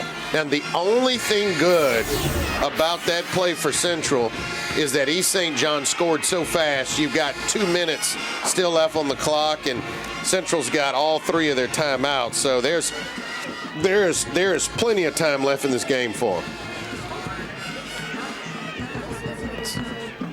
You're right about that, Jason. They got a lot of time. They got good returners back there. Isaiah Rankins, Andrew Myrick. You know, they've stretched the field. East St. John has stretched the field, but I can't harp on it enough. I mean, yeah, they have had some plays where the receivers created separation, but they've also made some plays where those Central defensive backs are in good position. August, 6 catches for 132 yards and 3 touchdowns. Gonna get a shot. Rankin's gonna get a shot here. Rankin's looking for a seam and up to the 25. Man, he was one guy away from really busting a big one. But a good tackle from Dominic Paul. And now Sam Kennerson, the senior, who's been starting since his freshman season. Can he lead Central to a game-winning touchdown with under 2 minutes to go? and he's going to have to go 75 yards. Well, here's your senior. I mean, Kennerson's been doing this for the last couple of years, and you know he's wanting to make good for that throw that he missed that could have iced the game for Central. So he's going to be trying to make a play for his team here. You got Swift on the side of Kennerson. They bring pressure, and this is the dangerous thing. Now Kennerson can run. Here goes Kennerson across the 50, flag down. And he runs out of bounds at the 43. It's like he saw that flag, and he said, you know what? Might as well pull up anchor right here. Yeah, again, this is where Myrick can just let him go. Let him go. I know, man, the flag, he had already ran past that area, 30-yard run, but it's going to be, a lot of it's coming back. Not all of it, but a lot of it. And I know those receivers want to get out there and block, but you just got to understand the situation. You got your quarterback and your speedster making a big play. Just let him go. Well, discussion here. Is it possible they pick up the flag? I doubt it, but... Well, that's a sign to wave it off. This is interesting. They're going to wave it off. How about that? How about that? And I couldn't tell from here, but you're going to see Myrick locked up number 11 at the top of your screen here. Watch at the top of your screen as he comes back. Right there is where you wanted to get him, and I don't think that was it, Jason. I think it was way back. I think they were looking at a crackback block a little bit before that. I think that's what they were looking at. All right, so from the 44 now with 1:46 to go. Let's see if East St. John blitzes. Yes, they do. And this is it. Oh, they got to him that time. Got to use one. Big time sack. Got to burn one here. He's been playing offense most of the game, but Calvin Gardner with that 4.5 speed got in there quickly. Yeah, I don't agree with this. You're out of sync right now, and you should have burned one there. They get up there quickly. Here comes East St. John looking for more pressure. Gardner coming after Kennerson. Kennerson gets out of there. Kennerson gets taken down. Now they got to use one. See, by not burning the timeout, you really don't have anything good drawn up. You needed to call a timeout on the previous play, get back set, and get a good play call in there. And now it looks like Kennerson might be cramping up a little bit. How about the pursuit from Rydell Jackson? Yeah, showing good speed. You know how hard it is to run down number 14. That's just a big play. What East St. John wants to do defensively, they play fast, they play physical, and they want to have fun out there defensively. They've been tested here tonight by a good rushing attack from Kennerson and Isaiah Rankins. But they are 2 plays away from advancing to the second round of the playoffs and possibly hosting a team like Airline next week. Yeah, this is what it comes down. Both sides really have to dig down, whether it's offense for Central or defense for East St. John. You got to try to dig down deep. Everybody's tired. Everybody's worn out. Try to make it's going to come down to who can make a play. Nearly 300 yards rushing for Central. They got 49 more yards in them. They're bringing pressure. They are bringing pressure. Kennerson can't get away from it. Again, another sack. Trevin Hampton, the senior, and it's 4th down. Timeout and get your best play call. Wow, how about there's no such thing called prevent defense for East St. John. They are coming after the quarterback. And I think that's right. I mean, you cannot let 14 settle in. And I think that's smart. If you give him time, he's either going to kill you with his legs or he's going to find a way to make a play through the air. And so you got to get him off his mark and get him on the go. First home playoff game at Central since 2016. That was also a heartbreaking loss, as they lost to the Ruston Bearcats. Came down here and won a really tight game, physical game, low-scoring game, if I remember correctly. We did that game back in 2016, and that was a tough way for Central to see its season come to an end. They're hoping it could stay alive a little bit longer right now. They have to get to the 34, so you're looking at 4th down and 16.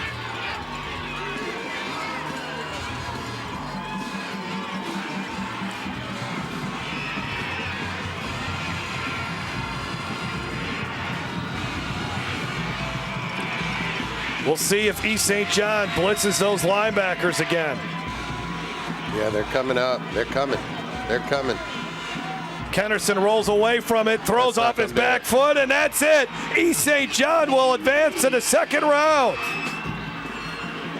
Yeah, I give credit to Coach Brown, the head coach, but also the defensive coordinator.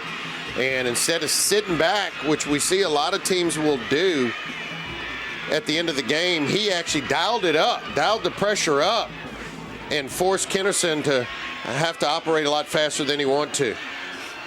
Let's take a look at our play of the game. It happened just a few moments ago. Yeah, I'm sure it's the big catch by August here. I mean, he did this a couple of times tonight, and that's a heck of a throw by Shelby, but just going up and making a play for his team. Well, his last name is August, but he might be Mr. November. The performance that he had tonight. My goodness, he made terrific catch after terrific catch in tight coverage along the sidelines, getting a foot in bounds. Unbelievable. And Brandon Brown, the East St. John alum, you see the emotion and what this means to him.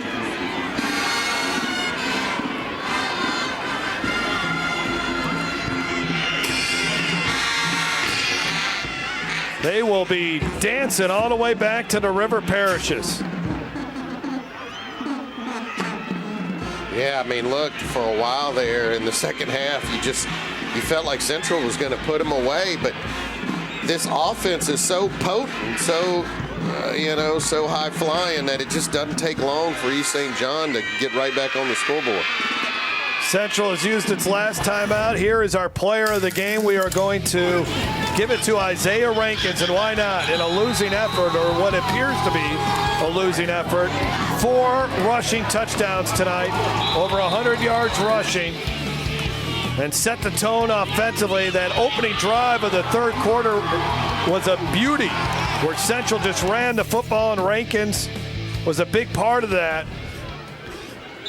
But just not enough for Sid Edwards, who's been around for a long time, and this is going to be a tough one to swallow. To be up by 9 in the 4th quarter, unable to hold on to it.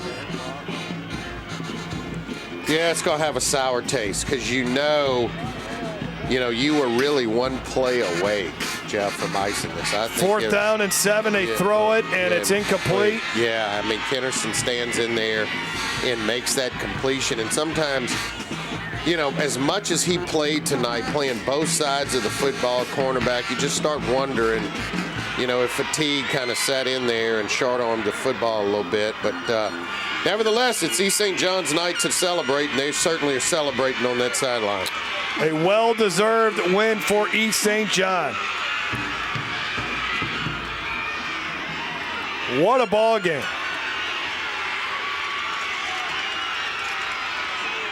Oh, planting the flag on Central's home field.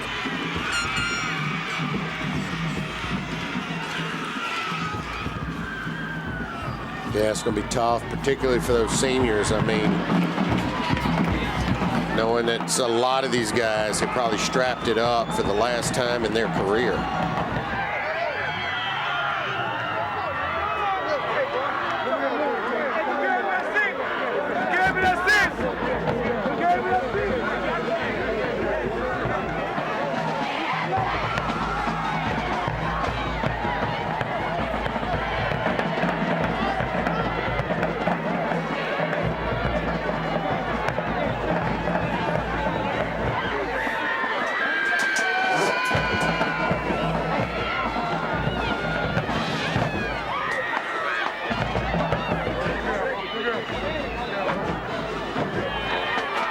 Kate Adams will, here in a few seconds, have a chance to talk with the head football coach for East St. John, Brandon Brown, one of the better young coaches in high school football.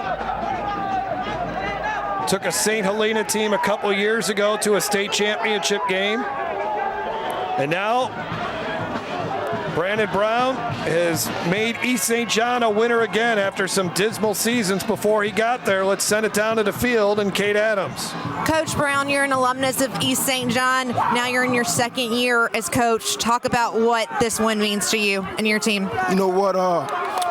As a program-defining moment for us. Man, I tip my hats off to Coach Edwards and their program. They have one great program, and we knew it would be tough, but our guys have worked extremely hard all year. And, we felt like we were battle tested. You're playing the likes of Destrehan, Hanville, Terrebonne, Thibodeau. I'm extremely proud of my guys, man, and just look at that fan base. We got the best fans in the state. I'm just proud of them. Well, now you make the rough trek on the road to the Dome. What do you have to see your team continue to do to get to that place? We got to continue to believe. We talk to our guys about understanding our purpose every day. And we know that our purpose is bigger than football. So we got to continue to believe in Christ because, he's the reason. He's been keeping us all year. And, we're just excited. Yes, ma'am. Well, Coach Brown, congratulations to you and your team, and good luck in the playoffs. Thanks. Thank you. Guys. Great job down on the field tonight, Kate. What an effort by East St. John to come back from 9 down to advance to the second round of the 5A playoffs. We'll wrap things up when we come back on Game Time. Tonight's Game Time Player of the Game is brought to you by Peak Performance. At Peak Performance Physical Therapy, we treat the athlete and everyone. Stronger, faster, better, choose Peak. Check out the stories behind the games. Visit yourview.com/Louisiana. I'm Brett Favre. As a quarterback in the NFL, if I didn't stay focused, I ended up on my back or worse. Even the smallest distraction could make a good play or offensive drive come to an end. When you're in a car, the smallest distraction could end much more than a drive. It could end someone's life. Just like I refuse to lose on the field, I refuse to lose someone I love to distracted driving. And you should too. Focus on the road. Don't drive distracted. A message from Farm Bureau Insurance. Hi, we are live with the PPTV network where one of the top athletes is about to make his important decision. We know his character and nothing will hold him back. I'm glad to have my family and friends here for this choice. It's more than my career. It will affect the rest of my life. I choose Peak Performance Physical Therapy. The decision is in. Why choose Peak? Their reputation and their record of success is unmatched. When it matters most, another patient chooses Peak Performance Physical Therapy. Hey, Joe Martin here. You've seen our commercials over the years, and you may be wondering, what's in it for me? Well, ITI Technical College has been selected by Forbes magazine as a top 32-year college. But even more than that, the reason we do this is you. Our tagline is, for a better life.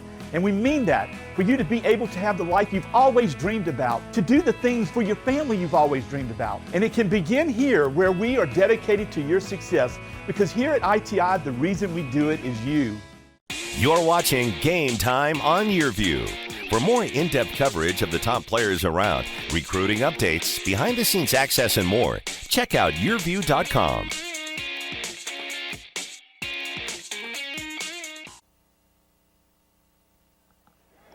Saw an instant classic tonight as East St. John goes on the road in the first round of the 5A playoffs and knocks off the Central Wildcats 34-30.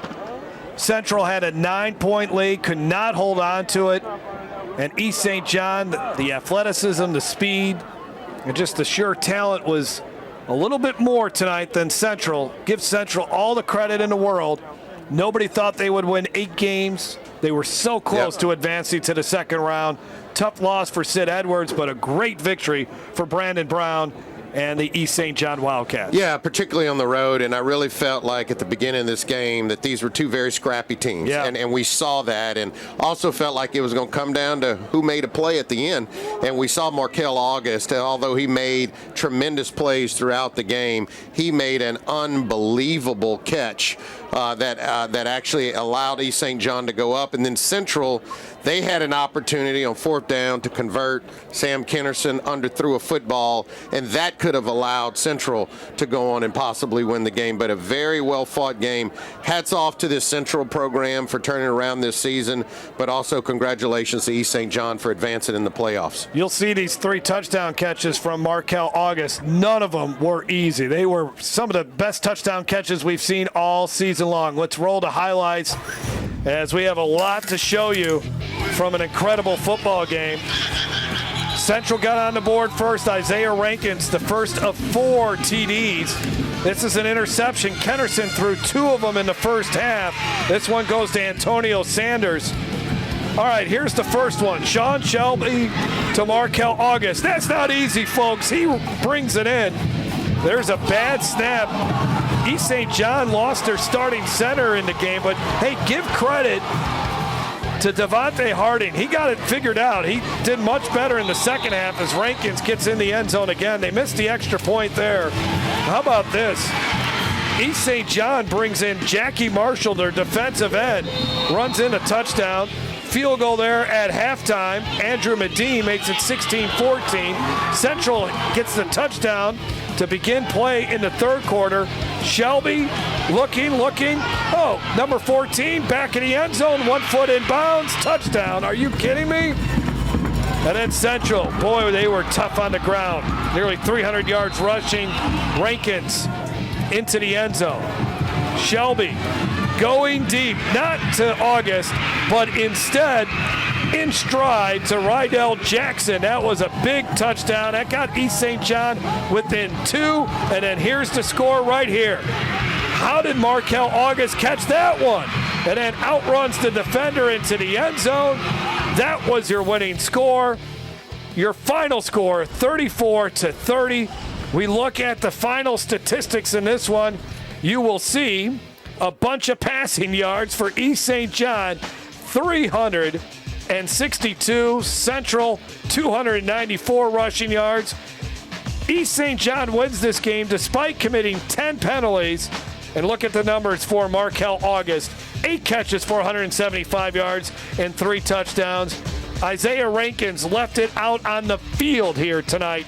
142 yards rushing in his final football game as a Central Wildcat. No, he did, and the interesting thing about Central, the number of passing yards they had for the total game is the same number that they had at the half, 32 yards.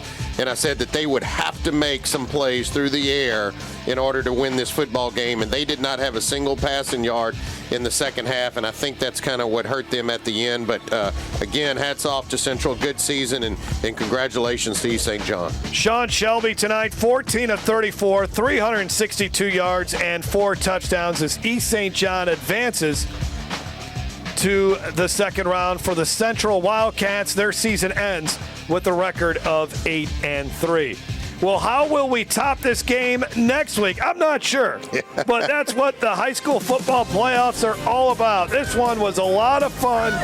Central and East St. John, 2 great teams battling it out to the end, and it was East St. John victorious, 34-30 over the Central Wildcats. For Kate Adams, Jason DeQueer, I'm Jeff Palermo. We'll see you next week for the second round of the high school football playoffs. Have a great night, everyone, and thanks for watching High School Sports on YearView. Game Time on YearView has been brought to you by Podna's Barbecue. Slow-cooked, fall-off-the-bone perfection and the best baked beans in America. Visit Baton Rouge. It's not just the capital city, it's the hub of all things Louisiana. Find out more about all the Red Stick has to offer at visitbatonrouge.com. Monogram Express. We make ordinary gifts extraordinary. And by Louisiana Lift. At Louisiana Lift, we're always on call. Check out YearView.com for in-depth high school football coverage all season long.